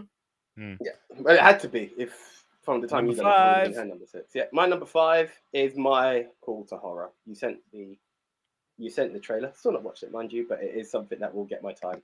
I am talking about none other than The Conjuring 4. Bro, this looks good. I will always, forever. Yeah, I don't need the outline too much. I will always give the Conjuring universe my time. I don't really indulge in horror. I do a few little bits, The Conjuring, I was like, I like what you guys are doing. So even though I've kind of slowed down, I will catch up because Conjuring's fantastic. A lot more good than bad. None. You good, said number none 3 was two. Touch and Go, right? If I remember. 3 was not good. I'm sorry, 3 was not. But so you've got a number of movies now in the Conjuring universe. You've got Conjuring 1, 2, 3. You got The Nun 1 and 2, and you've got Annabelle 1 and 2. Of those 7 movies, 4 are really good. 2 are meh. 1's really not good. So it's a very good franchise overall. This looks great. This looks. I can't comment on. Oh, Lauren, give him a shot. Honestly, Conjuring so good. It's not that I don't respect the horror genre, but because of my kind of level of like empathic levels, I can't watch horrors because they stay with me, and it's not healthy. So I genuinely can't watch it. Conjuring 2 stayed with me. Oof. On that basis, I wouldn't over advocate it for you to watch it. Yeah. But I totally respect it, and I'm interested in your opinions on it as to, you know, the actual filmmaking of it and the stories and things like that. That's another thing that's worth watching. It's the way that James Wan makes his movies. He is such a master cinema maker. It's the simple things that we do, like just turning a camera from side to side, but making sure that you're not, you know, that you're doing it really slowly, and what he does, the realness. Yeah, but he knows what you're anticipating. That, you know, that's the sign of a really smart filmmaker. He knows what you're anticipating, and he doesn't deliver on it. Yeah, that's what's the genius. You know, that's the Jaws theory, isn't it? Yeah. And he's brought that to Exorcist style horror, and it's so freaking powerful. Oh, freaking clap. More than clap. That goddamn nun. Oh, that. No, what I will say, I don't really invest in horror that much, and for it to be immersive, because for instance, Paranormal Activity, throw that crap in the bin. This on the other hand, now, I was going to say this before. The last time I invested in a franchise was Paranormal Activity, and I watched the first one and the second one with an ex-partner, and I couldn't sleep without the light off for 3 months. See, I'm with you. I'm with you, Lauren. Oh my God, it was the realness of it. And it was mainly the moment in the second one where the dad is sat on the sofa and you can see the CCTV looking at him, and you can see the gap, like where you go through the living room into the hallway, and the lights go off. There's no one there. The lights go off, lights go on. The woman's there. Nope. Big nope. Lights on for 3 months. Do you know the part that fucked me up in part 2? Was that perfectly harmless scene where they don't set it up to be a scare scene, where she's just cooking in the kitchen and then randomly all the cupboards open. I was like, imagine. No. That's my reaction to most horrors. No. To answer a few questions. Must say a lot though that you don't do a lot of horror, AJ, and it's made it that far up your list. So that says a lot. Honestly, they're very immersive. They're really well made, well put together. The tone, the colored palette as well, gives it the feel of the era that they're representing. It really, and I'm very, very skeptical when it comes to horror. And my whole thing is a lot of them just don't scare me enough, sadly. And when Nick did promote this one, I was like, really? Okay, let's give it a shot. I was like, whoa, hello, okay, I'm listening. I am listening. You've got me. Because where I can cover plot holes in most stuff, again, Face Off and after Marvel movies, like, please don't. He has a screenshot. He'll send it to you about everything wrong with Civil War. He can break that down bit for bit. Let's not do it here. Horror movies is where it begins to bug me. And Paranormal Activity, I was like, well, that's just not realistic. You want to turn off the camera to bone, but when your girlfriend is outside of the house and you need to get a blanket, you're carrying the camera running up and down. No, it was little bits. I was just like, you know what? I know what you mean. I'm just a big, scaredy cat. So I can't look past it. But I think I would be interested to be involved in making a horror, or like watching making ofs and things like that. I don't know. But if that had the effect that it did on me, I maybe the way I indulge media, even having been behind the camera at times, I would still be like, ooh, I'm getting the chills. I think it might dispel something for me, because obviously I know it's not real, but you kind of see the making of it and it's like, okay, I can actually watch that materialize now because I know how it was made. Could well be. You know what I mean? Maybe. I don't know. I've not tried it yet. Plug, Jackie the Stripper started as a horror and then it took on a life of its own. Coming to cinemas this coming. What I want everyone to do now is rewatch this. Go and support Jackie the Stripper. What I want them to do, I would say, no, buy a coffee or something would be wrong, but take a shot every time he said Jackie the Stripper. Are you trying to put me in an early grave? Every time he says Jackie the Stripper. But you can buy us a coffee right now at www.buymeacoffee.com/movie dudes. If you want to, you can support us for literally less than £2 a day, which is less than the price of your daily Starbucks if you appreciate the content that we bring to you. It's right there, right now. Do it. I love how it's scrolling across and the way that you're talking makes it sound like a shopping channel. Oh, we've had QVC training. Yeah, AJ, well done for putting The Conjuring on. Let me just suggest a few comments quickly. Billy Mount says, is DreamWorks going to follow Disney's footsteps into live action remakes? 100% that's happening. And is this going to be the final Conjuring movie? No. We thought the third one was. And we thought the third one was, and then they bought this one out. It all depends if they need a cash injection, because this franchise is box office. It's as simple as that. Ibrahim El Mala is back on the channel. Great to see you, Ibrahim. Neither, mate. Me neither. I'm not a horror fan. Gavin, the nun got him. You're damn right that bitch got me. Ibrahim El Mala, unless it's 28 days, weeks later, years later. Stay tuned. Yeah. Rob says, I wish I could enjoy horror, but I struggle to suspend my reality for them. Thrillers are more my thing. Oh, you must love The Shining then. And Mixed Memorabilia says, Nico, we got another version of Predators, and it's directed by Dan Trachtenberg, who directed Prey. I know. I've heard all about it, Mixed Memorabilia. I can't wait. Predator and Alien, they're going down an interesting revival at the moment. I'm all for it. Alien Romulus slapped. Oh, you loved that, didn't you? Oh, it's so good. And this show they've got coming, Alien Earth, which is out next month. Oh, I'm psyched for that. AJ, your next one, number 4. My number 4, I believe it. I think Lauren alluded to it, so it's either going to be in similar territory or, yeah. Well, it's obviously a pun. Well, yeah, possibly. Fun. Okay, cool. F1. Pun. Cool. Otherwise, it would have been in this bracket, innit? He gave that one away. Well, if it was number 3 or what have you, it's still a pun. It's a different bracket. Right, my number 6, kind of my indie one. But look, there's a few indies that could have made the list, but this one really. Jackie the Stripper. You got a drink now, AJ. It's called Weapons. AJ, you should drink just for that. I should do. I've only got H2O around me though. Sadly. It's called Weapons. It gives me proper Pied Piper of Hamelin vibes. This one. So it's a horror movie, and the premise is that every single child in a classroom disappears on the same night, at the same hour, on the same day, except one kid. And the whole town kind of blames the teacher for it. And it's like, what happened to these kids? Why did they disappear? What the F happened, right? Sold. Yeah, take my money. Yeah. Is it definitely a horror, or is it more of like a horror? 100% a horror. Oh yeah. I'm shocked that's on your list and so high. So high? Because, well, even at where it's at, because you, dare I say, you changed a bit, bro. Not for the worse. Anything involving kids now, he's like, oh, I can't touch it. Ooh, that's fair. That's a fair point, actually. You makes a fair point, Nico. No, I can't mess with that. Thankfully, they're not of that age yet. Although, do you know what I have to say, man?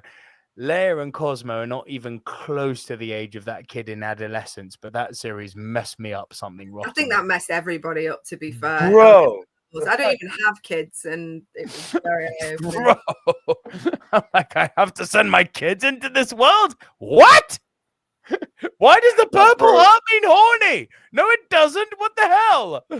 My bro sent me some stuff, and Kaylin's only 5, and I was like, the kid is saying what? No, yeah, it's scary out there. God. But yeah, this looks fantastic, and looks interesting.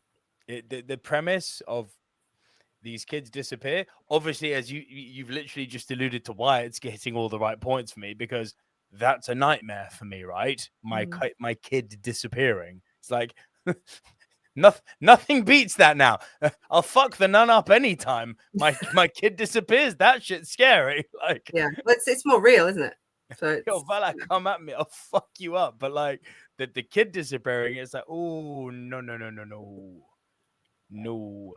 And yeah, if a movie's gonna play with that theme, whoo, count me in, buddy. Mixed Memorabilia says, can you post a link for Buy Me a Coffee? Of course I can, right here. Oh, bless. Okay. If you love your content, you can now buy us a coffee. buymeacoffee.com/movie dudes. In fact, I may even have it loaded up here, Mixed Memorabilia. Hang tight. Have you got it as a link to post as a comment? I think I might do. Bear with me. I'll copy it now and do it. Yeah, I got it. Here we go. It's going in the chat right now. Guys, Mixed Memorabilia, I appreciate you. Thank you so much. It is in the chat. Ibrahim Almala says Predator and Alien are going to Godzilla and Kong. I can bet on that. Can you imagine Alien and Predator versus Godzilla and Kong? Although I know a promotion that could book that, Lauren. It ain't mine.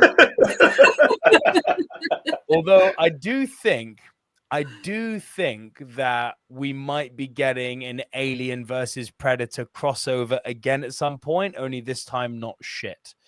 Although I did the first Alien versus Predator movie, it was dumb fun. It was fun. The second one was terrible, but the first one was dumb fun. But I actually think we're going to get a legitimately good Alien versus Predator movie now. They're certainly heading in that direction. But yeah, so yeah, that was my number 6 was weapons. My number 5, I think you're about to pump me again, Lauren, is F1. Yeah, that was the punt. That was the punt. And my number 4, 28 years later, the punt from earlier. Holy gods, did you see the trailer for this? It's terrifying. The music and everything, perfectly done. Oh, the premise too. So, world fucked. All of mankind surviving on one island. Small caveat. Island reachable at low tide. Did no one think of this problem? It's like, yes, let the stupidity of mankind run wild. You didn't plan for tides, did you dum-dums? And I'm sorry. I love the zombies that they created in 28 Days Later, the speedster zombies. Instead of need brain, feed me. It's like, no, now we fast. It's like, I'm sorry, that's nightmare stuff. Yeah. Which is why I'm surprised this didn't make your list there, Jake, because you're down with World War Z because you like the fast zombies. World War Z and 28 Days Later. I've not seen Weeks, and that's kind of what made it. It's an honorary because of that. I need to catch up with Weeks before I get into years. Weeks is good. Yes, but Weeks is all right. Take those two bad. films None of away. them are bad. Take those films away. I don't do zombie movies. Oh shit! Absolutely despise them. I can't say I'm like a zombie movie like aficionado, but like 28 Days, like you say, it was a fantastic film, and I think especially for us as Brits, being filmed in Britain, and like the clips of, and it was up in the northwest where I live as well, like the clips of the motorways signs, like the empty motorways, like when I was driving up and down to my nana's when I was caring for her during COVID, was literally 28 Days Later. It was terrifying, and there was that like reality reference there. So it was brilliantly done. Yeah, sorry, no. I was going to say, as you know, from my workplace, I'm staring at the opening scene. Scene at the hospital, yeah. And I was there post-COVID, but what they were really tempted to do once was take a speaker and play the noise of the zombies during COVID because there was no one else around, and then like it just felt so 28 Days Later. Yeah. It was though, like literally, I don't know about you guys, it was the main reference that like we were making during that time. That's exactly what it was like. It was so real. Whereas this one, obviously, because it's in a dystopian world that we can't really imagine, it has a little bit of a different feel to it. But it looks terrifying, but good. Yeah. Indeed. It will be on the radar. It's just a lot of catch up to do before. Rob B says, not watching Adolescence, I'm good, thanks. Yes, you will not be scarred. Gavin says, Adolescence, The Settlers' final season of Men Like Mobeen, and also Handmaid's Tale. We're not even halfway through the year. TV has been good so far this year. For me, add to that list The Last of Us season 2, which I know people like to hate on because they killed someone important in it, like in the game. So it's being loyal to the subject matter. And now there's too many women in it. Grow a pair.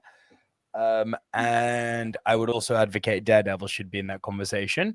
And I'm sure Lauren is going to say Mobland should be in that conversation. Oh, 120 million%. That's a lot of percentage. Nothing, so should 1923. There you go. TV has been very good this year. It's true. It's been very, very good this year. And we've still got, I think, pretty sure we've got a new Westeros season coming this year. I don't know if it's this year or next. It's not a House of the Dragon. It's like the Knights of.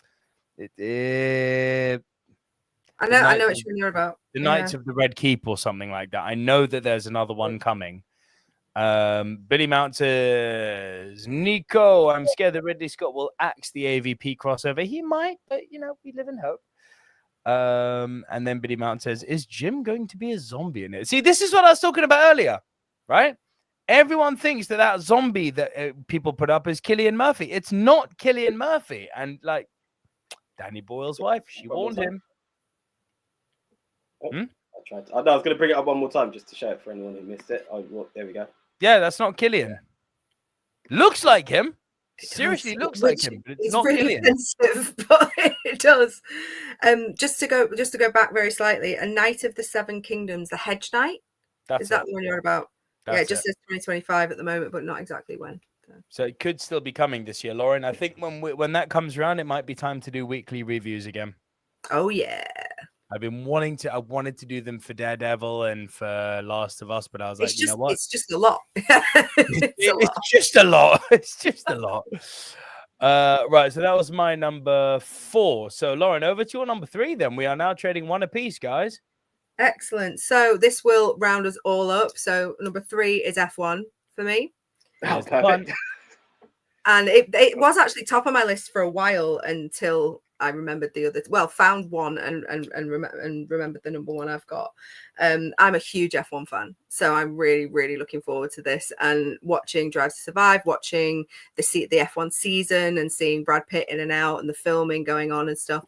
However, I was actually on a train coming back from London when we went down for the VE Day concert. This is how fast it was, AJ. That's why I didn't have time to come to your boat. There was 3 guys on there because we parked at Milton Keynes and got the train from there. And obviously all the big teams are based around that area. So there's 3 guys on there that worked for Red Bull, hilariously didn't actually know each other. So we were talking about behind the scenes stuff. And I was like, oh, how cool has it been having Brad Pitt and all the filming F1 and everything? They went, it was a pain in the arse. Like it literally was the biggest pain in the ass for all of them. Everything was just getting in everybody's way, like because they were still going about their daily jobs and it just got in everyone's way.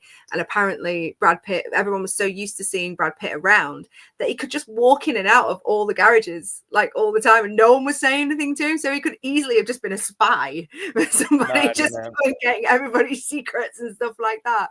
So that was a cool little tidbit I found out from behind the scenes there. But yeah, I think that's going to be good. And it is the same director that did Maverick. So that's what got me excited because I'm not an F1 fan. I kind of stopped watching F1 post Schumacher. He was always my guy, and I didn't fall out of love with it. It was just one of those time and circumstance things. I just fell off. It was a very natural thing. I didn't hate it or anything, but when I heard that Brad Pitt's in it, and I think he's crazy to say this, I still think Brad Pitt is an underrated actor. 100%. When you think Brad Pitt, people are, oh, he's good looking. Oh, yeah, he's a good actor. I'm like, no, he's not just good, though, is he? He's freaking great. It's part of what's really attractive about him. Yes, okay, he's physically attractive. But when you get a really talented actor like that, I mean, that's one of the main things I like about Tom Hardy. It's what I like about Chris Evans. That it's a massive part of it. Like, I used to fancy Ryan Lochte a bit, the swimmer, until I heard him talk. Like it's like so that went away straight. A woman who fancied David Beckham. Oh no, never. All right, darling. Not for me. He's got a helium voice. Even without the voice. He's a good-looking cat, David. Completely. Just not for me. Okay. But yeah, he is massively underrated. Like for me, it always goes back to Seven. Seven's one of my favorite films of all time, and he's phenomenal in that film. But yeah, I think he'll be great. I think the storyline's solid. And then you tell me it's the guys from Top Gun Maverick doing it. I can tell you as a not an amateur, but as a Maverick connoisseur at this point. I mean, the cinematography already looks amazing. And oh my god! Like if they're going to do with the jets in the cars, boy, take the money. Exactly. And you look at what they do in F1 now, and where they have all the cameras, they have cameras inside their helmets now. Yeah. They have them on the halos. They're everywhere. So if you're able to do that for a live TV broadcast, and they've utilized that for a film, it's going to look incredible. It's going to look incredible. I'm super psyched about it. Yeah. Super. I think I'm going to go out on a limb and say that's going to be the sleeper hit of the summer, that one. I don't even think it's a sleeper. I think people are expecting it to be. With the summer, the thing is that amongst all of the big IPs that we've got coming out, the 28 Days Later, the Jurassic World, all of these mega IPs, this is just a standalone movie with a big star attached to it. Granted, it's part of a big franchise in the name of F1. I think this is $1 billion film. Do you know what I get feels of? I really do. Do you know what I get feels of when I see this film? And I don't know, I mean, obviously they're both car related. Gran Turismo. I think it's going to be one of those that when you see it, you're going to love it. But I don't know how much of the hype of it is going to... It may be. With the Top Gun Maverick hype behind it, that might push it. But I think the visual is going to be more powerful than the storyline. I think the storyline is very predictable. But I think that's okay. Do you know what I mean? Yeah. But yeah, I don't think it'll have the same sort of impact as Maverick has in the way that you guys talk about it. Robbie.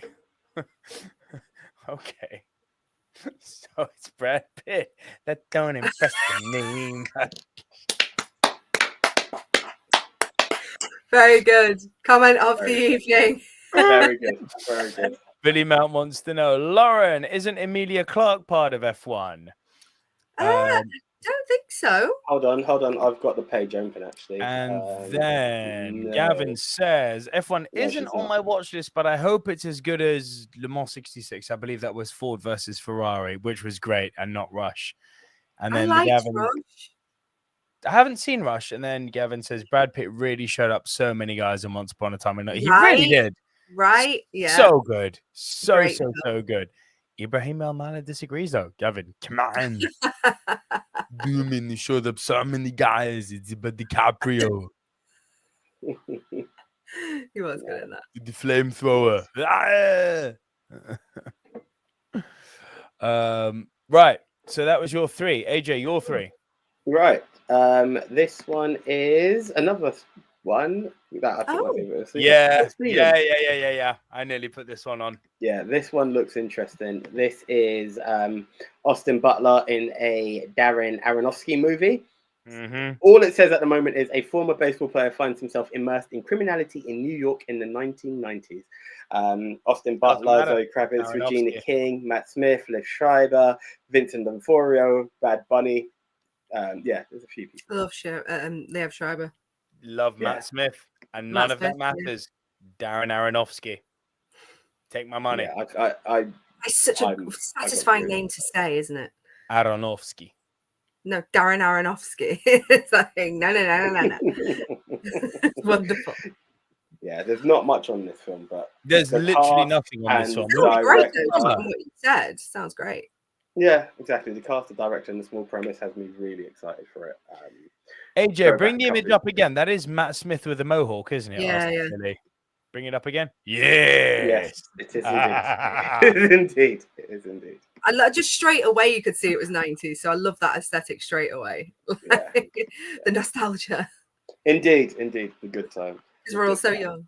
Mixed Memorabilia says Rush and Ford v Ferrari are excellent racing films in recent times, and I'd give the Race for Glory Audi v Lancia a watch. It has Riccardo Scarmaccio who can hold the screen. Interesting. Nice. Not seen that one yet. Ford v Ferrari was fantastic. Absolutely great. Yeah. Oh, it's so good. Bale and Matt Damon, so good. So that's my number 3 then, yeah? Yeah.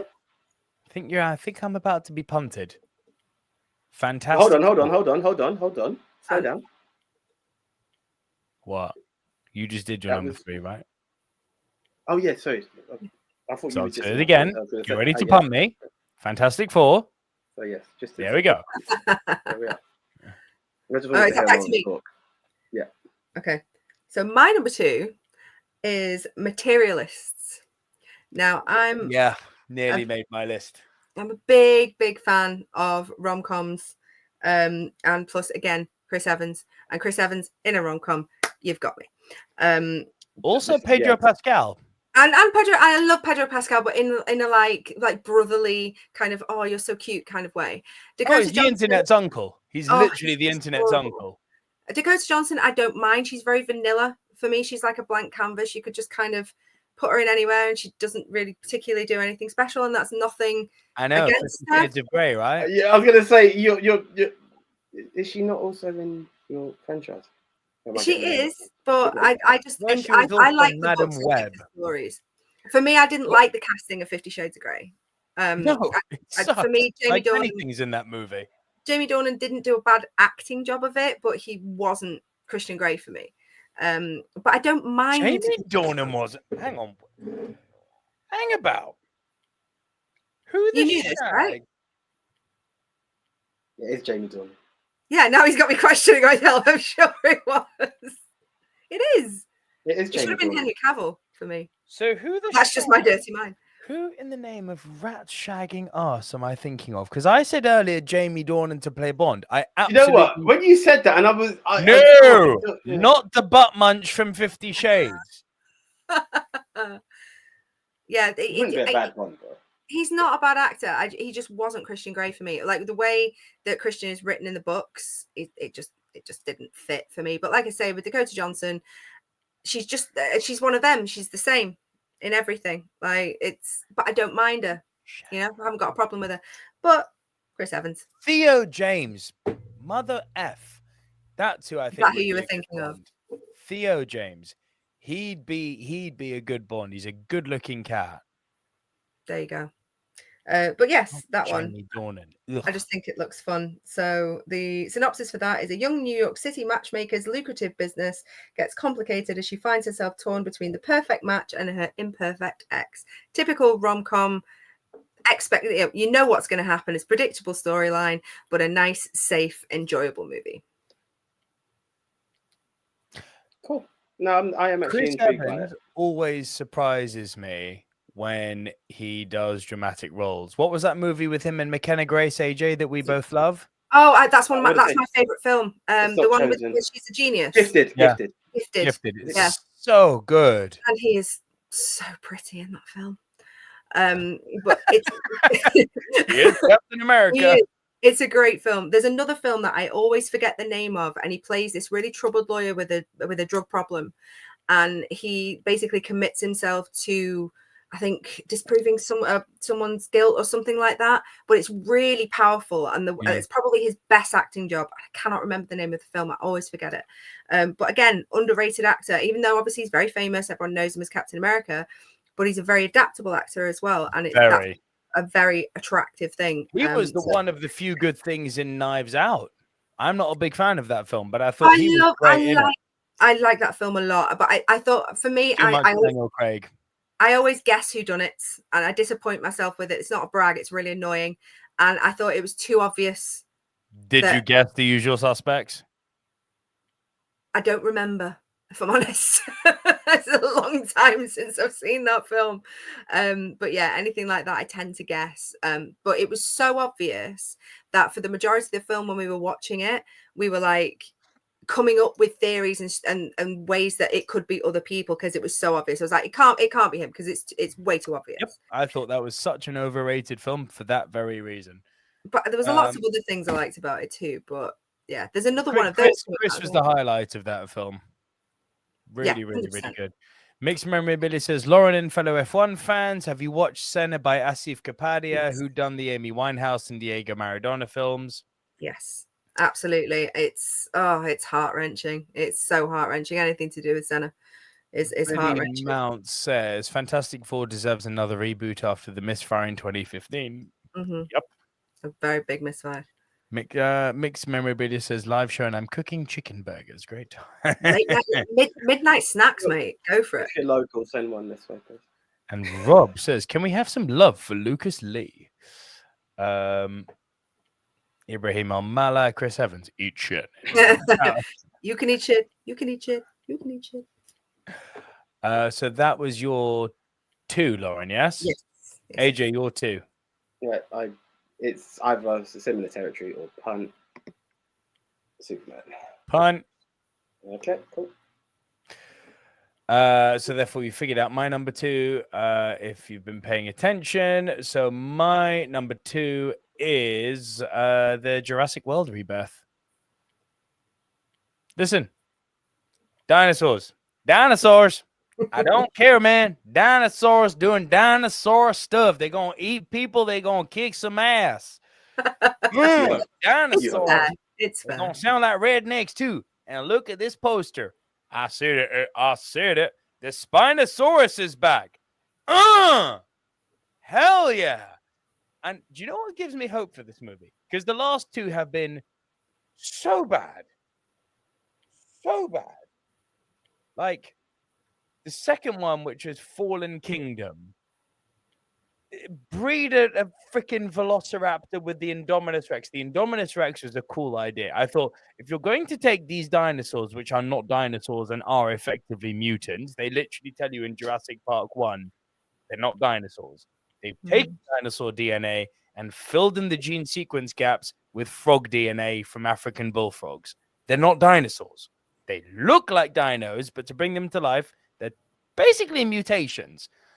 What I loved about Jurassic World is that they took that a step further. It's like, but what if we added cuttlefish DNA? It's like, yes, now the fucker can go invisible. Which, by the way, cuttlefish can do. I've dived with them. Like, they do fully go like they do go invisible. It's mad. That is cool. It's really cool. So all of the stuff that they did in Jurassic World, I was like, well, yeah, cuttlefish do that. So if you're going to splice the DNA into these dinos, yeah, the Indominus Rex would do that. Absolutely. But then you took the Indominus Rex and you had to bring in the raptors again, and you invented the Indoraptor in Fallen Kingdom, and you called it the Holy Minosaurus, and it was like stupid. And then you did the one, Lauren, that you kind of like and forgive, which was the third one in the Jurassic World. And I was like, yes, it's fine. But ultimately what we're doing is we're doing all the stuff that was at the end of Jurassic Park 2, which is dinosaurs in the city. It's like, it's just Godzilla, but less cool because there's no plasma breath. And then it ends with all of them being like, oh no, don't kill the dinosaurs. We really love them. We don't want them to be gassed in the haunted house. Fuck off. I don't care. Yes, obviously the subliminal messaging of don't kill animals. Great. That not appropriate when the animals are trying to kill you. And the whole premise of the movie is the animals eat you, run away. Like, that's the humans' fault for recreating them, though. So sure, don't give me conservation and ecological messaging in my Jurassic Park movies. I don't want it. Like, but honestly, when you were given that whole thing about the fish that could go invisible, let's add that to the DNA. I'm going back to film 1. I'm like, we've seen the issues that happen when we can see them. Why would we want to make them invisible? Like, yeah, you're losing me more and more as a friend. I know. Let's make it easier for them to kill us. What a great idea! I know. Right? And then when they do start to kill us, let's kill them. Like, yeah, come on. Right. Just what gives me hope with this one is the fact that Scarlett Johansson's in it. For most part, for love her or hate her, the one thing you have to say about her is that she's usually quite selective about her roles. Yeah. ScarJo doesn't. But that doesn't mean she always has good taste. Yeah. And that's seeing her in it just made me go, well, you've read the script and you're signed on to it. Means the script can't be that bad. There's also, this element. She doesn't usually play that game. She's got Avengers money. True. She's got generational wealth now. That girl doesn't need to work for money. As I said earlier, though, like that trailer that I only saw today did pique my interest a little more. It does look all right. It just doesn't. Some people will say like Mahershala Ali. I'm like, yeah, but he's in it because Blade isn't happening, so he needs to work. I need a payday. I need to get paid. Blade needs paid. Yeah, man. Death taxes. Yeah, it's exactly right. And Edge talking about comic book movies. That's it. Top 2, baby. Let's not be stupid. That picture of the dinosaur clearly leaves out the Lego it's just stepped on. Let me just bring that up again because that's a really good comment. Where's that image? That's really funny, Rob. Stepped on Lego. God damn it. Why don't you pick up after yourself, asshole? That's really good. Brilliant. And the Gavin says, when someone mentions cuttlefish, I think of the human centipede in South Park. iPad, in South Park. When someone says cuttlefish, I think of Andy Serkis in Avengers Age of Ultron. Cuttlefish. For me, I used to have a leopard gecko, so I used to like scrape dry cuttlefish onto the crickets because it was good for her. That's what I keep up. Yeah. So they dry them out, and like for reptiles that eat bugs and things, you can just like scrape them on. I mean, there you're fucking with nature. The chameleon, which is already hard to find, now you're giving it DNA of something that goes invisible. That's just fuckery. I'm sorry. That's just next level. She never went invisible though. Fucker. Stealth 2.0. Yeah. So, Lauren, before you reveal your number one, do you have a least anticipated? If you don't, it's fine. For the summer. You would really, really hate me for it. Don't say Jurassic Park. No, it's worse because I think it's your number one. Then shush. And it's not because there's anything wrong with it. It's only because it just doesn't interest me at all. It's nothing personal. It's just probably. I mean, look, all right. Let's get to the reveal and then I'd like. Yeah. AJ, do you have a least? No. I do. This piece of shit. Megan 2. I liked Megan 1. I don't see a basis or reason for Megan 2. I did not like Megan 1, and then I saw the trailer for Megan 2, and I hated it even more. Let's bring Megan back to life. Let's give her superhuman powers, give her a new exosuit, and now she's going to fight on the side of good because there's a new evil robot. Oh, go away. Oh, is that what the plot is? Yes, go away. Oh, so they're just trying to terminate the Tudor thing. Literally, it's like, go away. That's trash. Yeah, but the first one was trash. This is even more trash. I enjoyed Megan. Oh, I thought it's whatever. I feel like AJ's gonna be like, "You leave Megan alone." No. Honestly, Lauren, sometimes we're coming up to a 2-hour show. I know when to choose my battles. Honestly, look, Megan was a decent film in the era of, how can I say, horror that I would pay attention to and give time. Megan worked because I preferred it to even the original Child's Play movies. Let's not even get into the remake. I liked the way they played with it. There were parts I can understand where it's stupid. I just don't think it was terrible the way he advertised it. I enjoyed it. I sat back and thought it was a good film. I remember hearing number 2 was coming and thinking, but why? There are sometimes it's a cash grab. I've not seen the trailer. I don't need to see the trailer. People loved it and they're now cashing in on it. I think as a standalone film, some films need to just remain standalones, and that's Agreed. Completely sounds like this is very much in that category. Gavin, don't crash out yet, mate. We're literally on our number ones, and then it's Rushmore time. Hang about for another 5 minutes, and we're done, bro. Lauren, you're number one. Number one, right? We'll get through it. So my number one is How to Train Your Dragon 2. The big one. I know both of you guys had this in your list, obviously, but obviously with, the whole dragon theme, it was literally just how giddy I got about it because I literally went from how I reacted to the trailers and I was just like, dragons. I know, right? and there's a safety with it as well because we know exactly what's going to happen, and just seeing how. The dragon is literally. Do you remember those skits that Kit Harington did when they were promoting the How to Train Your Dragon original movie? No. And they were brilliant. So they did like behind the scenes skits with him, like Toothless was real. So it's basically just the same Toothless that they put in these skits, and they were wonderful. And I just love dragons, and I wish dragons were real and that I had one and I could ride one. And plus, Toothless reminds me of my cat that passed away like 6 years ago. So it's just like I'm just really looking forward to it. He is a very interesting hybrid of a cat and a dog. He is, isn't he? Yeah, and my t-shirt had a flat face as well. So it's like kind of, I know his is rounded, but it kind of, for a dragon, it's kind of flat. So it's like, yeah. I am really looking forward to what you've said all about its positives are it's safe. We know what we're getting. They look like they've brought the animation to life. These are all positives, but therein lies the danger. Remember the Lion King live action? It was. Oh God, that was terrible. But it was a like-for-like remake of the original. Yeah.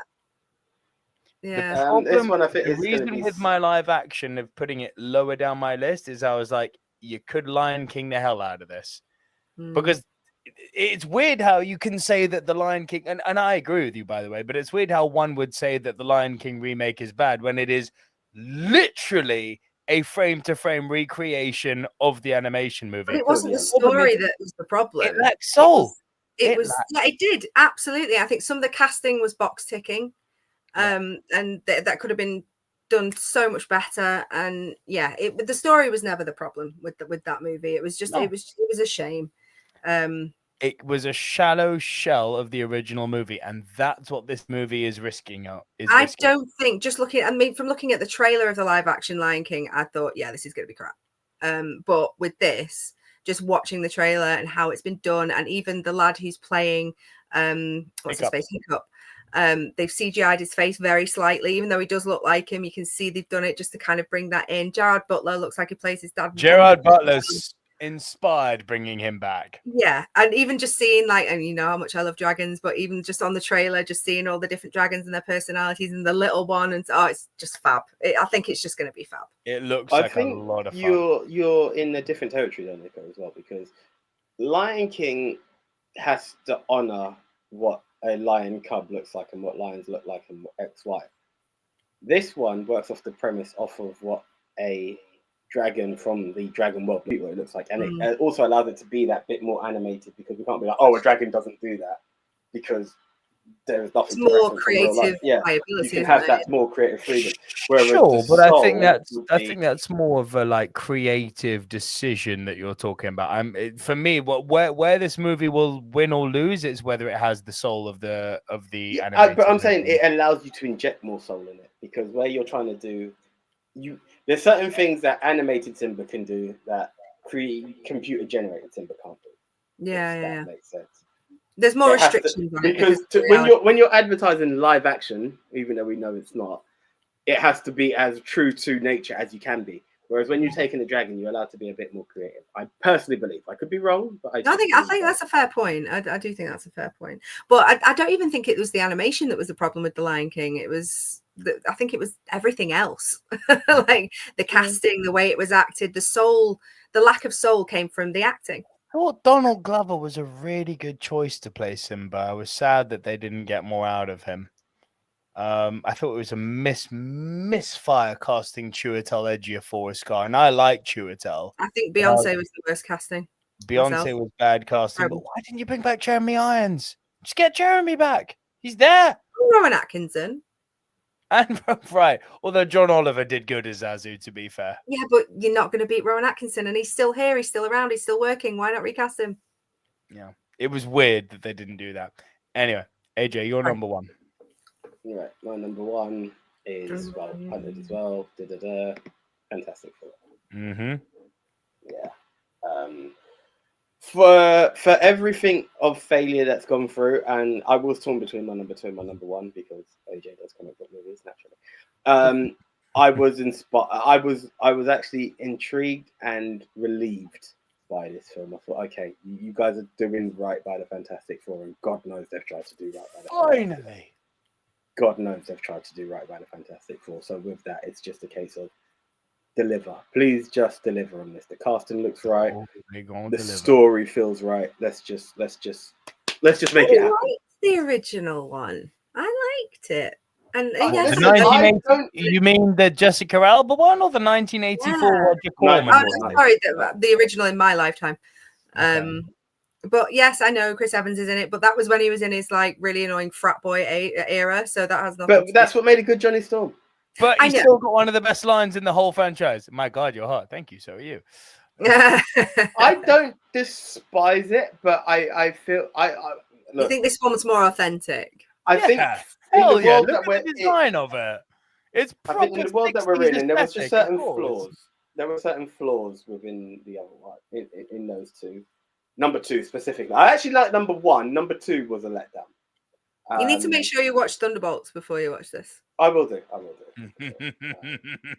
But yeah, well, yeah. I just feel with the MCU universe, I think the last Fantastic Four had so much potential till the studio kicked in, and the first half of the film perfect, then it just went to crap. This one, I think we've got a beginning to end decent film, and that's what I'm looking for. Oh, we have got this film sets up the Avengers. That's what I can't wait. Like the big guys. No more. No spoilers for AJ. Well, you can't help it. You really can't help it. In the trailer, the big guy is coming. Like he's in the trailer. Oh, that one. That big guy. The big guy. The big guy. Silver Surfer's there, and the big guy is there. Galactus is coming. Oh my god! And I don't know what I'm more excited about. How they're going to do Galactus on the big screen, Downey Jr. as Doom, or the return of Ultron. Do you know what I think is exciting now that we're going back to it? Because I do agree, Lauren. The 2000s. Our generation first. Yeah. I'm looking for a decent Silver Surfer. That is what I'm really excited for. Isn't Silver Surfer? No. Oh, no. Female. Is that in the trailer? She's in the trailer. So I was going to say it's a woman this time, isn't it? Or a female form, shall we say? I could not give a shit what gender they are. No, but it's interesting. It's just different. You know what I mean? It's just interesting. Yeah, I did see it because I was like, what are we doing here? Again, sometimes I just stick to a law. It doesn't bother me that because a female version of the Silver Surfer, let it be. And someone has explained who it is to Nora and Rad. It's not Nora and Rad, it's just, but yeah, I'm cool with it. Interesting. So exciting. Right, before we lose people, come on, Nico. My number 1 was also the punt. I am so excited for this. Is Superman Legacy, and I want to go on record right now and say I'm not even a Superman fan. Never been my guy. I find him to be. I find not a Superman guy. I've never been bothered. I find him to be a dead boring, stale character, minus a few comic book runs where they've given him a bit of an edge. I thought him going bad was cool. I thought when he dies against Doomsday is cool. I thought there are some good Superman stories. Don't get me wrong. I thought Cavill has always been my Superman, even though I obviously recognize the legend that is Christopher Reeve, R.I.P. This Corn Sweat guy looks good. That first trailer had me intrigued. That second trailer, which released a few days ago, blew me away. Oh my god! Honestly, that's what kind of dampened it. I haven't really. I don't. There's something about him that just it doesn't hit. I enjoyed the trailer. I was really excited to see Krypto. More excited than you would actually believe. Hey, Krypto's in. Yeah, I couldn't give a shit. In the same breath, I'm just not. But I want to see. I think the whole Superman thing is just a bit vanilla now. Like it's been done because it's been done so many times. Like I used to really like the old series, the Dean Cain series. There you go. There's a nice. That was great. That's but yeah, it's just there's nothing wrong with it. I've got nothing against it whatsoever. It just doesn't float my boat. They were on to something special with Cavill. They went too far down the dark rabbit hole with him, which I think is what put a lot of fans off, and it set the DC universe on a very bad course. I think there's a balance to be found with going down that kind of edgier, darker, inner turmoil route that Superman has, and also the drink your milk and eat your greens and save the cat from the trees.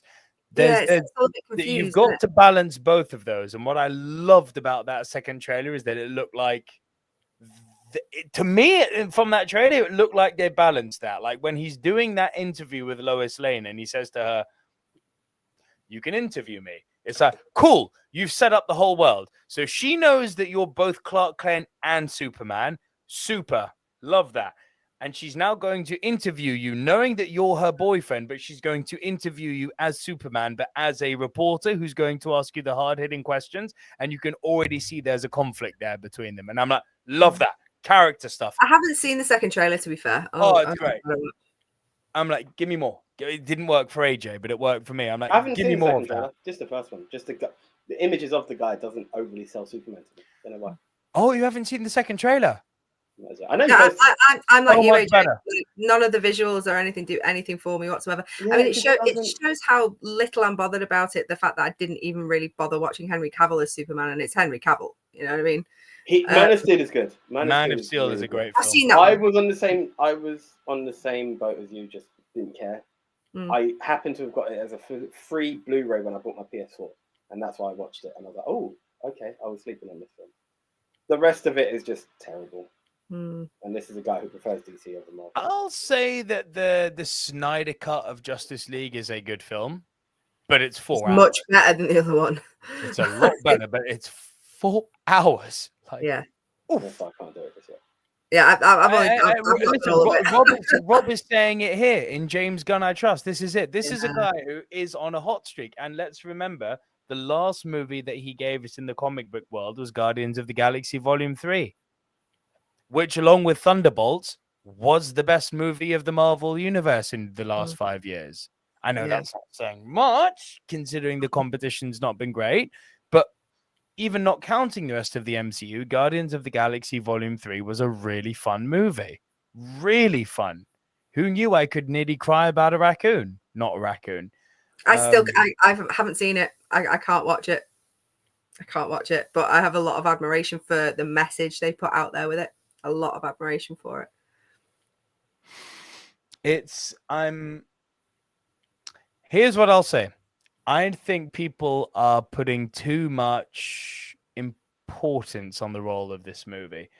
What this movie, it sounds strange. This movie doesn't need to make $1 billion. And I know that there's going to be like the big headlines that say, Superman Legacy fails to cross $1 billion. DC in trouble already.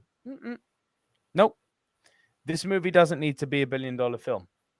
I'm sure they'd love it to be. It's gonna do money. Like, the amount of views and positive feedback from that trailer tells me people are invested in seeing it, and people want to see a James Gunn directed Superman movie. This movie does not need to make $1 billion. It goes back to what we were saying at the top of the show, you know, the hangover that you were seeing with Captain America, the new Captain America, and now that's dissipating and people are kind of on board with MCU again, right? This movie needs to right the ship.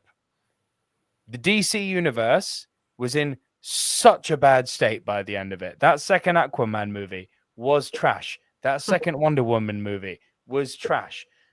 The Justice League, a movie with Wonder Woman, Batman, Superman, The Flash, and Jason Momoa's edgy emo Aquaman, failed to make $1 billion in an era where superhero movies were basically making $1 billion each. Like, Captain Marvel made $1 billion, and Justice League didn't. Let that resonate. That's how bad the DCU got. Yeah, they didn't execute when they've got the OG 3 characters and they mismanaged it so badly. People are thinking DC is a joke. So what this movie needs to do is not make $1 billion. It needs to change that concept. If this movie makes 400 or 500 million, but there's a kind of universal consensus amongst fans and critics that, yo, that last Superman movie was good, you know. I'm looking forward to the sequel, which there's obviously going to be. Oh, they're doing another Batman, and it's going to be in that. Yeah, I'm down with that. Oh, HBO, the same team who do all of those cool House of the Dragon movies. They're doing a Green Lantern series that's set in the Superman world. Okay. Yeah, cool. All right, I'm interested. It needs to get the ball rolling again for DC. That's all it needs to do. It doesn't need to make gangbuster money. It needs to restore the feeling. And from what I've seen from the trailers, I think it's going to do that. I'll give it a go just to see if it does. Well, we kind of got our Rushmore because we punted on a load. How to Train Your Dragon is in there. F1 is in there. Fantastic Four's in there. Mm-hmm. F1 is in there. Did we punt on Superman? We did, didn't we?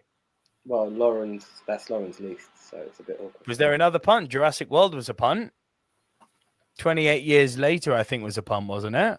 Oh, God, there was loads. I can't even remember things. Some punts. For the few of you who are left, I'm just We'll looking let at you the pick images the now. last spot. We have our 3 locked in. F1, How to Train Your Dragon, and Fantastic Four are all locked in for our Rushmore. So over to you, chat. Between Superman Legacy, between 28 Years Later, and between Jurassic World, what should take the last Rushmore spot? You get 1 minute to decide that. Go. Do you guys usually take over 2 hours doing this, or is this just Lives? It's normally we do it in 45 minutes. When it's a live show, it's always long. Rob says I was going to say, like, that's why we're now doing once a month instead of once a week. That's sensible. Then it becomes an I'll be more prepared. I'll have some rum next time. You joining us for the next one then, are you, mate? Well, next time, not necessarily next one. If whenever you want me, I will be here. Oh, we'll have you back always. Indeed. Just trying to remember the topic. If it might be a birthday special. Oh, we've got to Ibrahim. Oh, I've got to be here for a birthday special. Yeah. You know what happens on the birthday special, don't you? Do you know? I don't know if I can still do that though, because work the next day. Oh, why? What happens on the birthday special? Oh, it's called the Drunk Rushmore. Oh, can I do it with? Can I smoke instead? I have been wanting to do a smoke Rushmore for ages. AJ, I'm well up for that. AJ does not partake in the devil's lettuce. Yeah, but we can come up with an. Don't let the hair fool you. You need to send me some of your Mancunian ganja down to the South Coast, and I will absolutely smoke up with you. I can't find a weed dealer on the South Coast. It's really annoying. We'll talk about this. I was going to make such a joke. What is it? Because I is white. I was going to take it a step further. Go on. I'm going to say, talk to your daughter's best friend's dad. Oh. The only one in the village. You know. Do you know what? She made a friend with another little black girl, I'll have you know, actually. I love the way you broke that down with another little black girl. Do you know what's bad? Little Hampton is becoming multicultural, I'll have you know. We now have 4 black families. So many that you can count. Nigel Farage would be so proud. Oh my God. You fuck off with that shit. I'm not racist. I'd have 5 black people in my house last summer. If you know how many black people have been in your house, you racist ass. Fuck. Oh my God. Right, what's the verdict? Right, it looks like Superman is taking it. So, cool. You got all those noted, AJ? Yes.